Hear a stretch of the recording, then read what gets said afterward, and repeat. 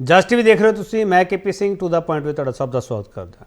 ਪੰਜਾਬ ਵਿੱਚ ਜੋ ਨਵੀਂ ਸਰਕਾਰ ਆਈ ਤਾਂ ਨਵੇਂ ਨਿਵੇਸ਼ ਦੇ ਮੌਕਿਆਂ ਦੇ ਲਈ ਪੰਜਾਬ ਸਰਕਾਰ ਨੇ ਕਹਿਣਾ ਸ਼ੁਰੂ ਕਰ ਦਿੱਤਾ ਕਿ ਹੁਣ ਪੰਜਾਬ ਦੇ ਲੋਕਾਂ ਦੀ ਸਰਕਾਰ ਅਤੇ ਪੰਜਾਬ ਦੇ ਲੋਕਾਂ ਲਈ ਇੱਥੇ ਰੁਜ਼ਗਾਰ ਆਊਗਾ, ਸਨਅਤਕਾਰ ਹੋਣਗੇ ਤੇ ਇੱਥੇ ਇੰਡਸਟਰੀ ਲੱਗੇਗੀ। ਤੇ ਇਸੇ ਲਈ ਚੇਨਈ ਤੇ हैदराबाद ਦਾ ਮੁੱਖ ਮੰਤਰੀ ਭਗਵੰਤ ਮਾਨ ਹਰਾਂ ਨੇ ਦੌਰਾ ਕੀਤਾ, ਨਾਲ ਉਹਨਾਂ ਦੇ ਕੈਬਨਿਟ ਮੰਤਰੀ ਅਨਮੋਲ ਗਗਨ ਮਾਨ ਵੀ ਸੀਗੇ ਤੇ ਇਨਵੈਸਟ ਪੰਜਾਬ ਦੇ ਲਈ ਉੱਥੇ ਸੱਦਾ ਦਿੱਤਾ ਗਿਆ। ਸਨਅਤਕਾਰਾਂ ਨੂੰ ਬੜੇ ਵੱਡੇ ਗਰੁੱਪਸ ਨਾਲ ਬੈਠਕ ਹੋਈ ਹੈ।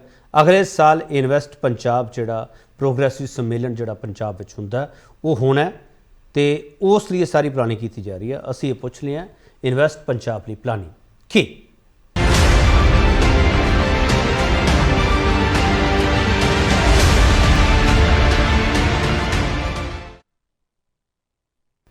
मुख्यमंत्री ने दावे की किए पहले सुन लिए। और पंजाब जो है एक हब बननी चाहिए इंडस्ट्री के लिए, क्योंकि एयर कनेक्टिविटी, रेल कनेक्टिविटी बहुत अच्छी है पंजाब में और हमारे यूथ को काम मिलेगा, रोज़गार मिलेगा। तो वो ड्रग्स से या जो बुरी संगत में जाकर वो गैर सामाजिक काम करने पर मजबूर होते हैं, उसकी बजाय उनको एक प्रोडक्टिविटी, पॉजिटिविटी मिलेगी। बहुत सी कंपनियां पहले आ चुकी हैं, टाटा स्टील, सनातन टेक्सटाइल, वर्वियो, जर्मनी की कंपनियां जो पराली को मतलब पराली को जला के उससे बायोगैस बनाती है। और फ्रेडनबर्ग है, क्लास है। हम चाहते हैं कि हमारे देश के भी जो लोकल बड़े बड़े ब्रांड हैं वो चाहे मैन्युफैक्चर कर लें, चाहे वो वहाँ अपनी फैक्ट्री लगा लें। अगले साल तक हमारा टीचा ये है कि हमारे जो यूथ है उनको मतलब आईलेट्स करके कनाडा अमेरिका जाने की ज़रूरत ना पड़े। हमारा यूथ जॉब सीकर्स ना बने, जॉब प्रोवाइडर्स बने। ਵੱਡਾ ਸਵਾਲ ਤੁਹਾਡੇ ਸਾਹਮਣੇ ਪਿਆ। ਵੱਡਾ ਸਵਾਲ ਅਸੀਂ ਇਹ ਪੁੱਛ ਰਹੇ ਹਾਂ ਕਿ ਮੁੱਖ ਮੰਤਰੀ ਭਗਵੰਤ ਮਾਨ ਦੇ ਨਿਵੇਸ਼ ਦੇ ਹੋਕੇ ਨੂੰ ਨਵੇਂ ਸਾਲ 'ਚ ਕਿੰਨਾ ਬੂਰ ਪਵੇਗਾ। ਇਸੇ ਸਵਾਲ ਤੇ ਚਰਚਾ ਹੋਈ। ਜਿਹੜਾ ਪੈਨਲ ਸਾਡੇ ਨਾਲ ਆ ਤੁਹਾਡਾ ਤਰਫ ਕਰਾਉਣੇ ਅਬਾਬ ਸਿੰਘ ਗਰੇਵਾਲ, ਆਮ ਆਦਮੀ ਪਾਰਟੀ ਸਪੋਕਸਪਰਸਨ ਹੈ। ਗਰੇਵਾਲ ਸਾਹਿਬ ਤੁਹਾਡਾ ਬਹੁਤ ਸਵਾਗਤ ਹੈ। ਕਮਰ ਹਰਪ੍ਰੀਤ ਸਿੰਘ ਕਾਂਗਰਸ ਸਪੋਕਸਪਰਸਨ ਹੈ, ਜਦੋਂ ਆ ਜਾਣਗੇ ਉਹਨਾਂ ਦਾ ਵੈਲਕਮ ਵੀ ਕਰ ਦੇਵਾਂਗੇ। ਸੰਜੇ ਕਪੂਰ ਭਾਰਤੀ ਜਨਤਾ ਪਾਰਟੀ ਸਪੋਕਸਪਰਸਨ ਹੈ ਤੇ ਖੁਦ ਇਹ ਸੀਏ ਵੀ ਨੇ ਤੇ ਇਹਨਾਂ ਨੂੰ ਪਤਾ ਇਹ ਪੈਸਾ ਹਿਸਾਬ ਤਾਂ ਹੁੰਦਾ ਕੀ ਹੈ, ਕਿਵੇਂ ਸਨਅਤਕਾਰ ਆਉਂਦੇ ਆ। ਸੰਜੇ ਕਪੂਰ ਜੀ ਤੁਹਾਡਾ ਬਹੁਤ ਸਵਾਗਤ ਹੈ। ਤੇ ਡਾਕਟਰ ਰਾਜੀਵ ਖੋਸਲਾ ਇਕੋਨਮਿਸਟ ਨੇ, ਅਰਥਸ਼ਾਸਤਰੀ ਨੇ। ਅਕਸਰ ਇਹਨਾਂ ਦੇ ਆਰਟੀਕਲ ਤੁਸੀਂ ਅਖਬਾਰਾਂ ਵਿੱਚ ਪੜ੍ਹਦੇ ਹੋਵੋਗੇ ਤੇ ਬਹੁਤ ਬੇਬਾਕੀ ਨਾਲ ਤੱਥਾਂ ਦੇ ਆਧਾਰ ਤੇ ਬੋਲਦੇ ਆ। ਡਾਕਟਰ ਰਾਜੀਵ ਖੋਸਲਾ ਤੁਹਾਡਾ ਬਹੁਤ ਸਵਾਗਤ ਹੈ। ਸਭ ਤੋਂ ਪਹਿਲਾ ਸਵਾਲ ਖੋਸਲਾ ਸਾਹਿਬ ਤੁਹਾਨੂੰ ਕਰਨਾ ਚਾਹੁੰਦਾ। ਖੋਸਲਾ ਸਾਹਿਬ, ਇਨਵੈਸਟ ਪੰਜਾਬ ਪਹਿਲੀ ਵਾਰ ਤਾਂ ਹੋ ਨਹੀਂ ਰਿਹਾ।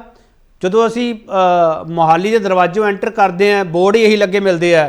ਤੇ ਸੁਖਬੀਰ ਬਾਦਲ ਹਰਾਂ ਨੇ ਜੋ ਸਰਕਾਰ ਚਲਾਈ ਸੀ ਅਕਾਲੀ ਬੀਜੇਪੀ ਨੇ, ਉਦੋਂ ਕਹਿੰਦੇ ਸੀ ਜੋ ਅਸੀਂ ਕਹਿਤਾ ਉਹੀ ਹੋਊਗਾ, 60,000 ਕਰੋੜ ਦਾ ਨਿਵੇਸ਼ ਹੋਊਗਾ ਪੰਜਾਬ ਵਿੱਚ। ਡਾਕਟਰ ਖੋਸਲਾ, ਇਹ ਹੁਣ ਵੀ ਵੱਡੇ ਦਾਅਵੇ ਕੀਤੇ ਜਾ ਰਹੇ ਆ, ਕਹਿੰਦੇ ਦਾਅਵੇ ਜ਼ਮੀਨ ਤੇ ਉਤਰਦੇ ਆ। ਡਾਕਟਰ ਖੋਸਲਾ ਦੇਖੋ ਜੀ, ਇਹ ਹਰ ਸਰਕਾਰ ਜਿਹੜੀ ਆਉਂਦੀ ਹੈ ਉਹ ਇਸੇ ਤਰੀਕੇ ਦੇ ਦਾਅਵੇ ਕਰਦੀ ਹੈ। ਪਹਿਲਾਂ ਅਕਾਲੀ ਸਰਕਾਰ ਨੇ ਕੀਤੇ, ਉਸ ਤੋਂ ਬਾਅਦ ਕਾਂਗਰਸ ਦੀ ਸਰਕਾਰ ਆਈ, ਉਹਨਾਂ ਨੇ ਕੀਤੇ। ਘਰ ਘਰ ਰੋਜ਼ਗਾਰ ਦਾ ਵੀ ਇੱਕ ਪ੍ਰੋਗਰਾਮ ਲੈ ਕੇ ਆਏ ਸੀਗੇ। ਔਰ ਹੁਣ ਮਾਨ ਸਾਹਿਬ ਦੀ ਸਰਕਾਰ ਜਿਹੜੀ ਹੈ ਇਹ ਚੀਜ਼ ਨੂੰ ਪ੍ਰਮੋਟ ਕਰ ਰਹੀ ਹੈ, ਲੈ ਕੇ ਆ ਰਹੀ ਹੈ। ਕਿ ਵੀ ਜੀ ਸਵਾਲ ਜਿਹੜਾ ਹੈ ਨਾ, ਇਨਵੈਸਟਮੈਂਟ ਆਏਗੀ ਜਾਂ ਨਹੀਂ ਆਏਗੀ ਉਹ ਤਾਂ ਬਾਅਦ ਦੀ ਗੱਲ ਹੈ, ਉਹ ਇੱਕ ਚਰਚਾ ਦੀ ਅਲੱਗ ਡਿਬੇਟ ਹੈ, ਇੱਕ ਵਿਸ਼ਾ ਹੈ। ਸਵਾਲ ਇੱਥੇ ਇਹ ਕਿ ਆ ਸਾਡੀ ਟਾਈਮਿੰਗ ਠੀਕ ਹੈ ਇਸ ਵੇਲੇ। ਦੇਖੋ ਜਰਮਨੀ ਵੀ ਗਏ ਸੀ, ਮਾਨ ਸਾਹਿਬ ਜਰਮਨੀ ਜਾ ਕੇ ਆਏ ਆ ਇਸ ਤੋਂ ਪਹਿਲਾਂ ਸਤੰਬਰ ਦੇ ਮਹੀਨੇ ਦੇ ਵਿੱਚ ਇਨਵੈਸਟਮੈਂਟ ਦੇ ਲਈ। ਕਿਆ ਉੱਥੋਂ ਇਨਵੈਸਟਮੈਂਟ ਆਈ? ਟਾਈਮਿੰਗ, ਕਿਉਂਕਿ ਵਿਆਜ ਜਿਹੜਾ ਹੈ ਬਹੁਤ ਜ਼ਿਆਦਾ। ਜਿਹੜਾ ਵੀ ਸਨਅਤਕਾਰ ਹੈ ਜਿਹਨੇ ਇਸ ਵੇਲੇ ਇਨਵੈਸਟ ਕਰਨਾ, ਉਹਨੇ ਆਪਣੀ ਜੇਬ ਚੋਂ ਨਹੀਂ ਲੈ ਕੇ ਆਉਣਾ ਪੈਸਾ, ਉਹਨੇ ਵੀ ਬੈਂਕਾਂ ਦੇ ਵਿੱਚੋਂ ਅਰੇਂਜ ਕਰਨਾ ਤੇ ਬੈਂਕਾਂ ਦੇ ਵਿੱਚੋਂ ਦੀ ਉਹਨਾਂ ਨੂੰ ਵੱਧ ਵਿਆਜ ਤੇ ਪੈਸੇ ਮਿਲ ਰਹੇ ਆ। ਪਹਿਲੀ ਗੱਲ। ਦੂਜੀ ਗੱਲ ਜਿਹੜੀ ਹੈ, ਹਿੰਦੁਸਤਾਨ ਦੇ ਵਿੱਚ ਆਲਰੇਡੀ ਸਾਡੇ ਸਾਹਮਣੇ ਪਿਆ ਵੀ ਪ੍ਰਾਈਵੇਟ ਜਿਹੜੇ ਸਨਅਤਕਾਰ ਨੇ ਉਹਨਾਂ ਦੀ ਅਨਯੂਜ਼ਡ ਕਪੈਸਿਟੀ ਹੈ। ਹਿੰਦੁਸਤਾਨ ਦੇ ਵਿੱਚ ਡਿਮਾਂਡ ਇਸ ਵੇਲੇ ਘੱਟ ਹੈ, ਮੰਗ ਘੱਟ ਹੈ। ਉਹਨਾਂ ਦੀ ਤਾਂ ਹਜੇ ਜਿਹੜੀ ਪਿਛਲੀਆਂ ਕਪੈਸਿਟੀਜ਼ ਨੇ ਉਹ ਪੂਰੀਆਂ ਯੂਟਿਲਾਈਜ਼ ਨਹੀਂ ਹੋਈਆਂ। ਅਸੀਂ ਨਵੀਂ ਮੰਗ ਦੇ ਲਈ ਜਾ ਰਹੇ ਹਾਂ ਵੀ ਨਵੀਂ ਮੰਗ ਜਨਰੇਟ ਹੋਏਗੀ, ਨਵੀਂ ਇਨਵੈਸਟਮੈਂਟ ਕਰਨਗੇ। ਉਹ ਕਿਉਂ ਕਰਨਗੇ? ਨਹੀਂ, ਟਾਈਮਿੰਗ ਵਾਲਾ ਸਵਾਲ ਕਿਉਂ ਖੜਾ ਕਰਦੇ ਪਏ ਡਾਕਟਰ ਰਾਜੀਵ ਖੋਸਲਾ ਜੀ? ਟਾਈਮਿੰਗ ਵਾਲਾ ਸਵਾਲ ਕਿਉਂ ਖੜਾ ਕਰਦੇ ਪਏ ਹੋ? ਮੈਨੂੰ ਇਸ ਚੀਜ਼ ਤੇ ਬਹੁਤ ਵੱਡਾ ਹੰਚ ਹੈ ਟਾਈਮਿੰਗ ਨੂੰ ਲੈ ਕੇ ਵੀ ਇਹ ਟਾਈਮਿੰਗ ਠੀਕ ਨਹੀਂ ਹੈ। ਜਦੋਂ ਵਿਆਜ ਘੱਟ ਹੋਵੇ ਸਨਅਤਕਾਰ ਜਿਹੜੇ ਨੇ ਉਹ ਆਣਗੇ, ਇਸ ਵੇਲੇ ਕਿੱਥੋਂ ਆ ਜਾਣਗੇ? ਤੀਸਰੀ ਚੀਜ਼ ਜਿਹੜੀ ਕੇਪੀ ਜੀ ਮੈਨੂੰ ਇਹਦੇ ਵਿੱਚ ਨਹੀਂ ਡਾਕਟਰ ਖੋਸਲਾ ਮੇਰਾ ਸਵਾਲ ਲੈ ਲਓ ਪਹਿਲਾਂ। ਡਾਕਟਰ ਖੋਸਲਾ, ਸਨਅਤਕਾਰ ਕਿਹੜਾ ਭਗਵੰਤ ਮਾਨ ਦੀ ਉਂਗਲ ਫੜ ਕੇ ਨਾਲ ਦੀ ਨਾਲ ਆ ਜਾਣਗੇ? ਉਹਨਾਂ ਨੂੰ ਤਿਆਰ ਤਾਂ ਕਰਨਾ ਪਊਗਾ ਨਾ ਸਰ। ਕੇਪੀ ਜੀ ਜਿਹੜੇ ਐਸਟੀਮੇਟਸ ਨੇ ਹਜੇ 2025 ਤੱਕ ਕਿਸੇ ਵੀ ਤਰੀਕੇ ਦੇ ਨਾਲ ਵਿਆਜ ਜਿਹੜਾ ਘਟਣ ਨਹੀਂ ਵਾਲਾ। ਹਾਂ ਅੱਛਾ 2025 ਤੱਕ ਦੀ ਮੈਂ ਗੱਲ ਕਰਦਾ, ਤੁਸੀਂ ਵਰਲਡ ਬੈਂਕ, ਯੂਨਾਈਟਿਡ ਨੇਸ਼ਨਸ, ਤੁਸੀਂ IMF, OECD, ਕ੍ਰਿਸਲ, ਜਿਹਦੀ ਮਰਜ਼ੀ ਰਿਪੋਰਟ ਚੱਕ ਕੇ ਦੇਖੋ, ਉਹ ਸਭ ਨੇ ਇਹ ਗੱਲ ਕਹੀ ਹੈ ਵੀ ਗਰੋਥ ਰੇਟਸ ਹਜੇ ਥੱਲੇ ਜਾਣਗੇ, ਹਜੇ ਗਰੋਥ ਰੇਟਸ ਨਹੀਂ ਵਧਣ ਵਾਲੇ। ਜਦੋਂ ਤੁਹਾਡੇ ਕੋਲ ਗਰੋਥ ਰੇਟਸ ਨਹੀਂ ਵਧਨੇ, ਤੁਸੀਂ ਕਿਸ ਤਰੀਕੇ ਨਾਲ ਇਸ ਚੀਜ਼ ਨੂੰ ਐਕਸਪੈਕਟ ਕਰ ਸਕਦੇ ਹੋ ਕਿ ਬੰਦਾ ਆਏਗਾ ਔਰ ਤੁਹਾਡੇ ਕੋਲ ਇਨਵੈਸਟ ਕਰੇਗਾ? ਠੀਕ ਹੈ। ਕਮਰ ਹਰਪ੍ਰੀਤ ਸਿੰਘ ਤੁਹਾਡਾ ਬਹੁਤ ਸਵਾਗਤ ਹੈ, ਕਾਂਗਰਸ ਸਪੋਕਸਪਰਸਨ। ਡਾਕਟਰ ਖੋਸਲਾ, ਵਿਆਜ ਘਟੇ ਨਾ ਤੇ ਭਗਵੰਤ ਮਾਨ ਜਹਾਜ਼ ਚੜ੍ਹਨ ਨਾ, ਬਸ ਇਹੀ ਇੰਤਜ਼ਾਰ ਕਰੀ ਜਾਈਏ। ਡਾਕਟਰ ਖੋਸਲਾ। ਕੇਪੀ ਜੀ ਮੈਂ ਇਸ ਚੀਜ਼ ਨੂੰ ਹੋਰ ਅੱਗੇ ਵੀ ਇੱਕ ਪੁਆਇੰਟ ਦੇ ਵਿੱਚ ਲੈ ਕੇ ਜਾਣਾ ਚਾਹੁੰਦਾ ਹਾਂ ਵੀ ਜੇ ਮੰਨ ਲਈਏ ਆਪਾਂ ਇਨਵੈਸਟਮੈਂਟ ਆ ਵੀ ਜਾਂਦੀ ਹੈ, ਵੈਸੇ ਤਾਂ ਮੈਨੂੰ ਇਹਦੇ 'ਚ ਕੋਈ ਸ਼ੱਕ ਨਹੀਂ ਹੈਗਾ, ਜੋ ਮੈਂ ਗੱਲ ਕਹਿ ਰਹੇ ਹਾਂ ਵੀ ਇਸ ਵੇਲੇ ਵਿਆਜ ਬਹੁਤ ਜ਼ਿਆਦਾ ਨੇ, 10-10%, 12-12, 15-15%। ਉਹ ਜ਼ਮਾਨਾ ਲੱਦ ਗਿਆ 2009 ਤੋਂ ਲੈ ਕੇ ਹੁਣ ਤੱਕ ਦਾ, ਜਿਹੜਾ 10 ਸਾਲ ਸੀਗੇ ਜਿਨ੍ਹਾਂ 'ਚ ਇਨਵੈਸਟਮੈਂਟ ਆ ਸਕਦੀ ਸੀ, ਵਿਆਜ ਘੱਟ ਸੀ। ਪਰ ਜੇ ਕਿਤੇ ਇਸ ਵੇਲੇ ਜੇ ਇਨਵੈਸਟਮੈਂਟ ਆ ਵੀ ਜਾਂਦੀ ਹੈ ਤਾਂ ਉਹ ਇਨਵੈਸਟਮੈਂਟ ਕਿੱਥੇ ਆਏਗੀ, ਕਿਹੜੇ ਏਰੀਆਜ਼ ਦੇ ਵਿੱਚ ਆਏਗੀ? ਕਿਆ ਸਾਡੀ ਇੰਡਸਟਰੀਅਲ ਪਾਲਿਸੀ ਉਹਦੇ ਲਈ ਤਿਆਰ ਹੋ ਚੁੱਕੀ ਹੈ? ਚਲੋ ਠੀਕ ਹੈ, ਮੈਂ ਇੱਕ ਛੋਟਾ ਬ੍ਰੇਕ ਲਵਾਂਗਾ, ਬ੍ਰੇਕ ਤੋਂ ਵਾਪਸ ਆਵਾਂਗੇ। ਪੋਲੀਟੀਕਲ ਪਾਰਟੀਆਂ ਦੇ ਕਮੈਂਟ ਵੀ ਲਵਾਂਗੇ ਕਿਉਂਕਿ ਇਹਨਾਂ ਨੇ ਵੀ ਇਨਵੈਸਟ ਪੰਜਾਬ ਦਾ ਹੋਕਾ ਬੜਾ ਦਿੱਤਾ ਸੀਗਾ। ਸਵਾਲ ਇਹ ਹੈ ਕਿ ਇਹ ਟਾਈਮਿੰਗ ਕੀ ਹੈ ਕੋਵਿਡ ਦੇ ਦੌਰ ਤੋਂ ਬਾਅਦ ਜਿਹੜੀ ਇਹ ਟਾਈਮਿੰਗ ਵਾਲਾ ਸਵਾਲ ਖੜਾ ਕੀਤਾ ਮਿਸਟਰ ਖੋਸਲਾ ਨੇ, ਉਹ ਆਪਣੇ ਆਪ ਵਿੱਚ ਵੱਡਾ, ਕਿਉਂਕਿ ਕੋਵਿਡ ਦੇ ਦੌਰ ਦੀ ਗੱਲ ਹੋਣੀ ਲਾਜ਼ਮੀ ਹੈ, ਸ਼ਾਇਦ ਅਸੀਂ ਉਹਨੂੰ ਭੁੱਲ ਚੁੱਕੇ ਹਾਂ। ਵਾਪਸ ਆ ਰਹੇ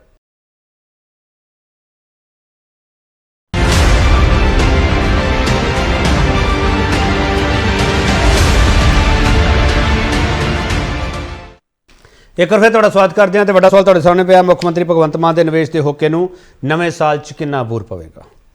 ਅਹਿਬਾਬ ਸਿੰਘ ਗਰੇਵਾਲ ਸਾਹਿਬ, ਜਿਹੜੀ ਪਲਾਨਿੰਗ ਤੁਸੀਂ ਕੀਤੀ ਹੋਈ ਹੈ ਉਸ ਪਲਾਨਿੰਗ ਦੇ ਤਹਿਤ ਅਰਥ ਸ਼ਾਸਤਰੀ ਕਹਿ ਰਹੇ ਆ, ਮੈਨੂੰ ਨਹੀਂ ਪਤਾ ਰਾਜਨੀਤੀ ਸ਼ਾਸਤਰ ਵਾਲੇ ਕੀ ਕਹਿਣਗੇ, ਇਹਨਾਂ ਨੇ ਇਹ ਦੱਸਣਾ ਹੈ। ਗਰੇਵਾਲ ਸਾਹਿਬ, ਤੁਹਾਡੀ ਟਾਈਮਿੰਗ ਵਿੱਚ ਨੁਕਸ ਹੈ? ਦੇਖੋ, ਬਿਲਕੁਲ ਵੈਲਿਡ ਪੁਆਇੰਟ ਚੱਕਿਆ ਖੋਸਲਾ ਜੀ ਨੇ ਕਿ ਇੰਟਰਨੈਸ਼ਨਲ ਜਿਹੜਾ ਇਕਨੋਮਿਕ ਮਾਹੌਲ ਹੈ, ਫਿਲਹਾਲ ਜਿਹੜੇ ਇੰਟਰਸਟ ਰੇਟਸ ਬਹੁਤ ਹਾਈ ਨੇ ਤੇ FDI ਲਈ ਵੈਸੇ ਵੀ ਇਨਵੈਸਟਮੈਂਟ ਲਈ ਜਿਹੜਾ ਕੈਪੀਟਲ ਹੈ ਉਹਦੀ ਅਵੇਲੇਬਿਲਿਟੀ ਘੱਟ ਹੈ। ਇਹ ਅਸੀਂ ਐਗਰੀ ਕਰਦੇ ਹਾਂ ਇਸ ਗੱਲ ਨੂੰ, ਬਟ ਸਾਡਾ ਵਿਸ਼ਵਾਸ ਇਹ ਹੈ ਕਿ ਪੰਜਾਬ ਦੇ ਜਿਹੜੇ ਫੰਡਾਮੈਂਟਲਸ ਨੇ, ਪੰਜਾਬ ਦੇ ਵਿੱਚ ਆਲਰੇਡੀ ਐਗਜ਼ਿਸਟਿੰਗ ਜਿਹੜਾ ਇਨਫਰਾਸਟ੍ਰਕਚਰ ਹੈ, ਜਿਹੜੀ ਇੰਡਸਟਰੀ ਹੈ, ਤੇ ਪਲੱਸ ਪੰਜਾਬ ਦਾ ਜਿਹੜਾ ਐਗਰੀਕਲਚਰ ਤੇ ਟੂਰਿਜ਼ਮ ਸੈਕਟਰ ਹੈ, ਉਹਦੇ ਵਿੱਚ ਨਿਵੇਸ਼ ਦਾ ਬਹੁਤ ਜ਼ਿਆਦਾ ਇੱਕ ਸਕੋਪ ਵੀ ਹੈ। ਕਿ ਕਿਉਂ ਕਹਿ ਰਿਹਾ ਕਿਉਂਕਿ ਟੂਰਿਜ਼ਮ ਟੋਟਲੀ ਅਨਟੈਪਡ ਹੈ। ਅਸੀਂ ਕੁਝ ਇਹੋ ਜਿਹੀਆਂ ਕੰਪਨੀਆਂ ਨੂੰ ਵੀ ਮਿਲ ਰਹੇ ਹਾਂ ਜਿਹਦੇ ਚ ਆ ਡਿਵੈਲਪ ਹੋਵੇ, ਇੱਕ ਬਹੁਤ ਵੱਡਾ ਸੈਕਟਰ ਇਕਨੋਮੀ ਦਾ ਹੋ ਸਕਦਾ। ਨੰਬਰ 2, ਜਿਹੜੀ ਐਗਰੋ ਬੇਸਡ ਅਸੀਂ ਆਫਰ ਕੀ ਕਰ ਰਹੇ ਹਾਂ? ਅਸੀਂ ਆਫਰ ਇਹ ਕਰ ਰਹੇ ਹਾਂ ਕਿ ਅਸੀਂ ਆਪਣੇ ਕੋਆਪਰੇਟਿਵ ਜਿਹੜੇ ਮਹਿਕਮੇ ਨੇ, ਕੋਆਪਰੇਟਿਵਸ ਨੂੰ ਰਿਵਾਈਵ ਕਰ ਰਹੇ ਹਾਂ, ਉਹਨਾਂ ਨੂੰ ਅਸੀਂ ਗ੍ਰਾਸ ਰੂਟਸ ਨਾਲ ਜੋੜ ਰਹੇ ਹਾਂ। ਤੇ ਅਸੀਂ ਚਾਹੁੰਦੇ ਹਾਂ ਕਿ ਤੁਸੀਂ ਜੇ ਸਾਡੇ ਕੋਆਪਰੇਟਿਵ ਮੂਵਮੈਂਟ ਦੇ ਵਿੱਚ ਯਕੀਨ ਮੰਨੋ ਕੇਪੀ ਜੀ, ਜਿਹੜੇ ਐਗਰੀਕਲਚਰ ਕੋਆਪਰੇਟਿਵ ਬੈਂਕ ਹੈ, ਮੈਂ ਗੋਇਲ ਸਾਹਿਬ ਨਾਲ ਗੱਲ ਕਰ ਰਿਹਾ ਸੀਗਾ, 85% ਬ੍ਰਾਂਚਾਂ ਬੰਦ ਪਈਆਂ ਨੇ ਤੇ ਫੰਡਸ ਦੀ ਕਮੀ ਹੈ। ਹੁਣ ਉਹਨਾਂ ਨੇ ਇੱਕ ਕੰਕਰੀਟ ਪਲਾਨ ਬਣਾਇਆ ਕਿ ਕਿਸ ਤਰ੍ਹਾਂ ਅਸੀਂ ਕੋਆਪਰੇਟਿਵ ਨੂੰ ਰਿਵਾਈਵ ਕਰਾਂਗੇ। ਫਰਕ ਕੀ ਹੈ? ਫਰਕ ਇਹ ਹੈ ਕਿ ਅਸੀਂ ਇੰਡਸਟਰੀ ਨੂੰ ਮਿਲ ਕੇ ਉਹਨਾਂ ਦੀ ਲੋੜਾਂ ਪੁੱਛ ਰਹੇ ਹਾਂ। ਵਪਾਰੀ ਵਪਾਰ ਕਰਦਾ, ਉਹਦੀ ਬਾਟਮ ਲਾਈਨ ਪ੍ਰੋਫਿਟ ਹੁੰਦੀ ਹੈ। ਬਾਟਮ ਲਾਈਨ ਪ੍ਰੋਫਿਟ ਉਹਨੂੰ ਉਦੋਂ ਨਜ਼ਰ ਆਉਂਦੀ ਹੈ ਕਿ ਜੇ ਮੈਂ 10 ਪੈਸੇ ਤੇ 8-10 ਪੈਸੇ ਤੇ ਵਿਆਜ ਤੇ ਪੈਸੇ ਚੱਕ ਰਿਹਾ ਤਾਂ ਕੀ ਮੈਨੂੰ 20-25% ਰਿਟਰਨ ਮਿਲ ਰਹੀ ਹੈ।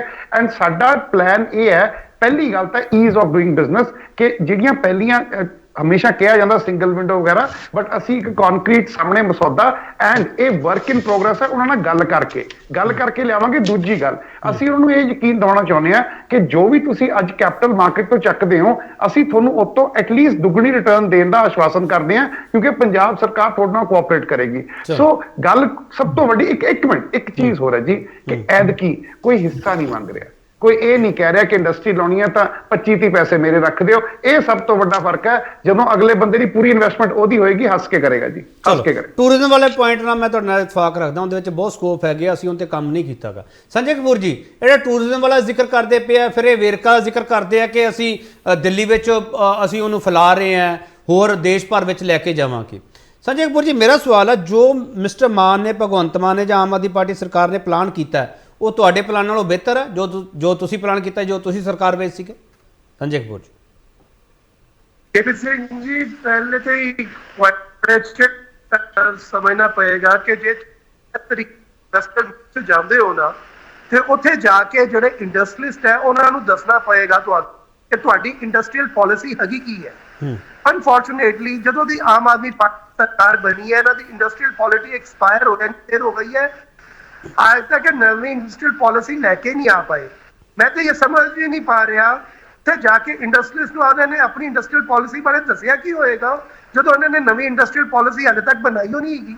ਇਨਵੈਸਟਮੈਂਟ ਹਮੇਸ਼ਾ ਵੈਲਕਮ ਹੈ, ਇਨਵੈਸਟਮੈਂਟ ਆਣੀ ਚਾਹੀਦੀ, ਬਟ ਅਲਟੀਮੇਟਲੀ ਜਦੋਂ ਵੀ ਕਿਸੇ ਇੰਡਸਟਰੀਜ਼ ਨਾਲ ਤੁਸੀਂ ਮੀਟਿੰਗ ਕਰੋਗੇ ਉਹਨਾਂ ਨੂੰ ਦੱਸੋਗੇ ਕਿ ਸਾਡੇ ਪੰਜਾਬ ਦੇ ਵਿੱਚ ਇੰਡਸਟਰੀਅਲ ਪਾਲਿਸੀ ਹੈਗੀ ਹੈ, ਆਪਾਂ ਇਹ ਸੈਕਟਰ ਦੇ ਵਿੱਚ ਤੁਹਾਨੂੰ ਇਨਸੈਂਟਿਵ ਦੇਵਾਂਗੇ, ਇਹਦੇ ਵਿੱਚ ਇਨਸਕੌਂਸਨ ਦੇ ਸਕਨੇ ਆ, ਇਹਦੇ ਵਿੱਚ GST ਐਗਜ਼ੈਂਪਸ਼ਨ ਦੇ ਸਕਨੇ ਆ, ਔਰ ਇਹਦੇ ਵਿੱਚ ਬੇਸਿਕਲੀ ਜਾ ਕੇ ਵਿੰਡੋ ਕਲੀਅਰੈਂਸ ਤੁਹਾਨੂੰ ਦੇ ਸਕਨੇ ਆ ਇਸ ਮੈਟਰ ਦੇ ਵਿੱਚ।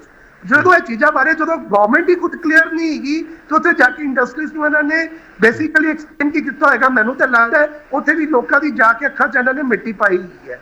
ਦੂਸਰਾ ਜਿਹੜਾ ਮਹੱਤਵਪੂਰਨ ਵਿਸ਼ੇ ਹੈਗਾ ਵਾ ਉਹ ਹੈਗਾ ਵਾ ਕੋਈ ਵੀ ਇੰਡਸਟਰੀ ਹਮੇਸ਼ਾ ਉਹ ਸਟੇਟ ਜਾਂਦੀ ਹੈ ਜਿੱਥੇ ਜਿਹੜੀ ਸਿਚੁਏਸ਼ਨ ਹੈ ਨਾ ਲਾਅ ਐਂਡ ਆਰਡਰ ਹੈਗਾ ਬਿਲਕੁਲ ਨਾਰਮਲ ਹੋਵੇ।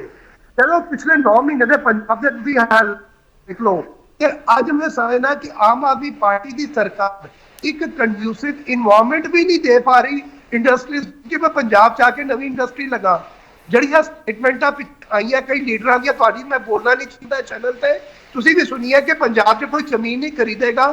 ਜਦੋਂ ਇਹੋ ਜਿਹੀਆਂ ਸਟੇਟਮੈਂਟਾਂ ਆਈਆਂ ਔਰ ਸਰਕਾਰ ਨੇ ਕੋਈ ਐਕਸ਼ਨ ਨਾ ਲਿੱਤਾ ਹੋਵੇ ਤੇ ਤੁਹਾਨੂੰ ਲੱਗਦਾ ਕਿ ਕੋਈ ਇੰਡਸਟਰੀਲਿਸਟ ਇਹੋ ਜਿਹਾ ਰਿਸਕ ਲੈ ਕੇ ਪੰਜਾਬ ਦੇ ਵਿੱਚ ਆਪਣਾ ਪੈਸਾ ਇਨਵੈਸਟ ਕਰੇਗਾ?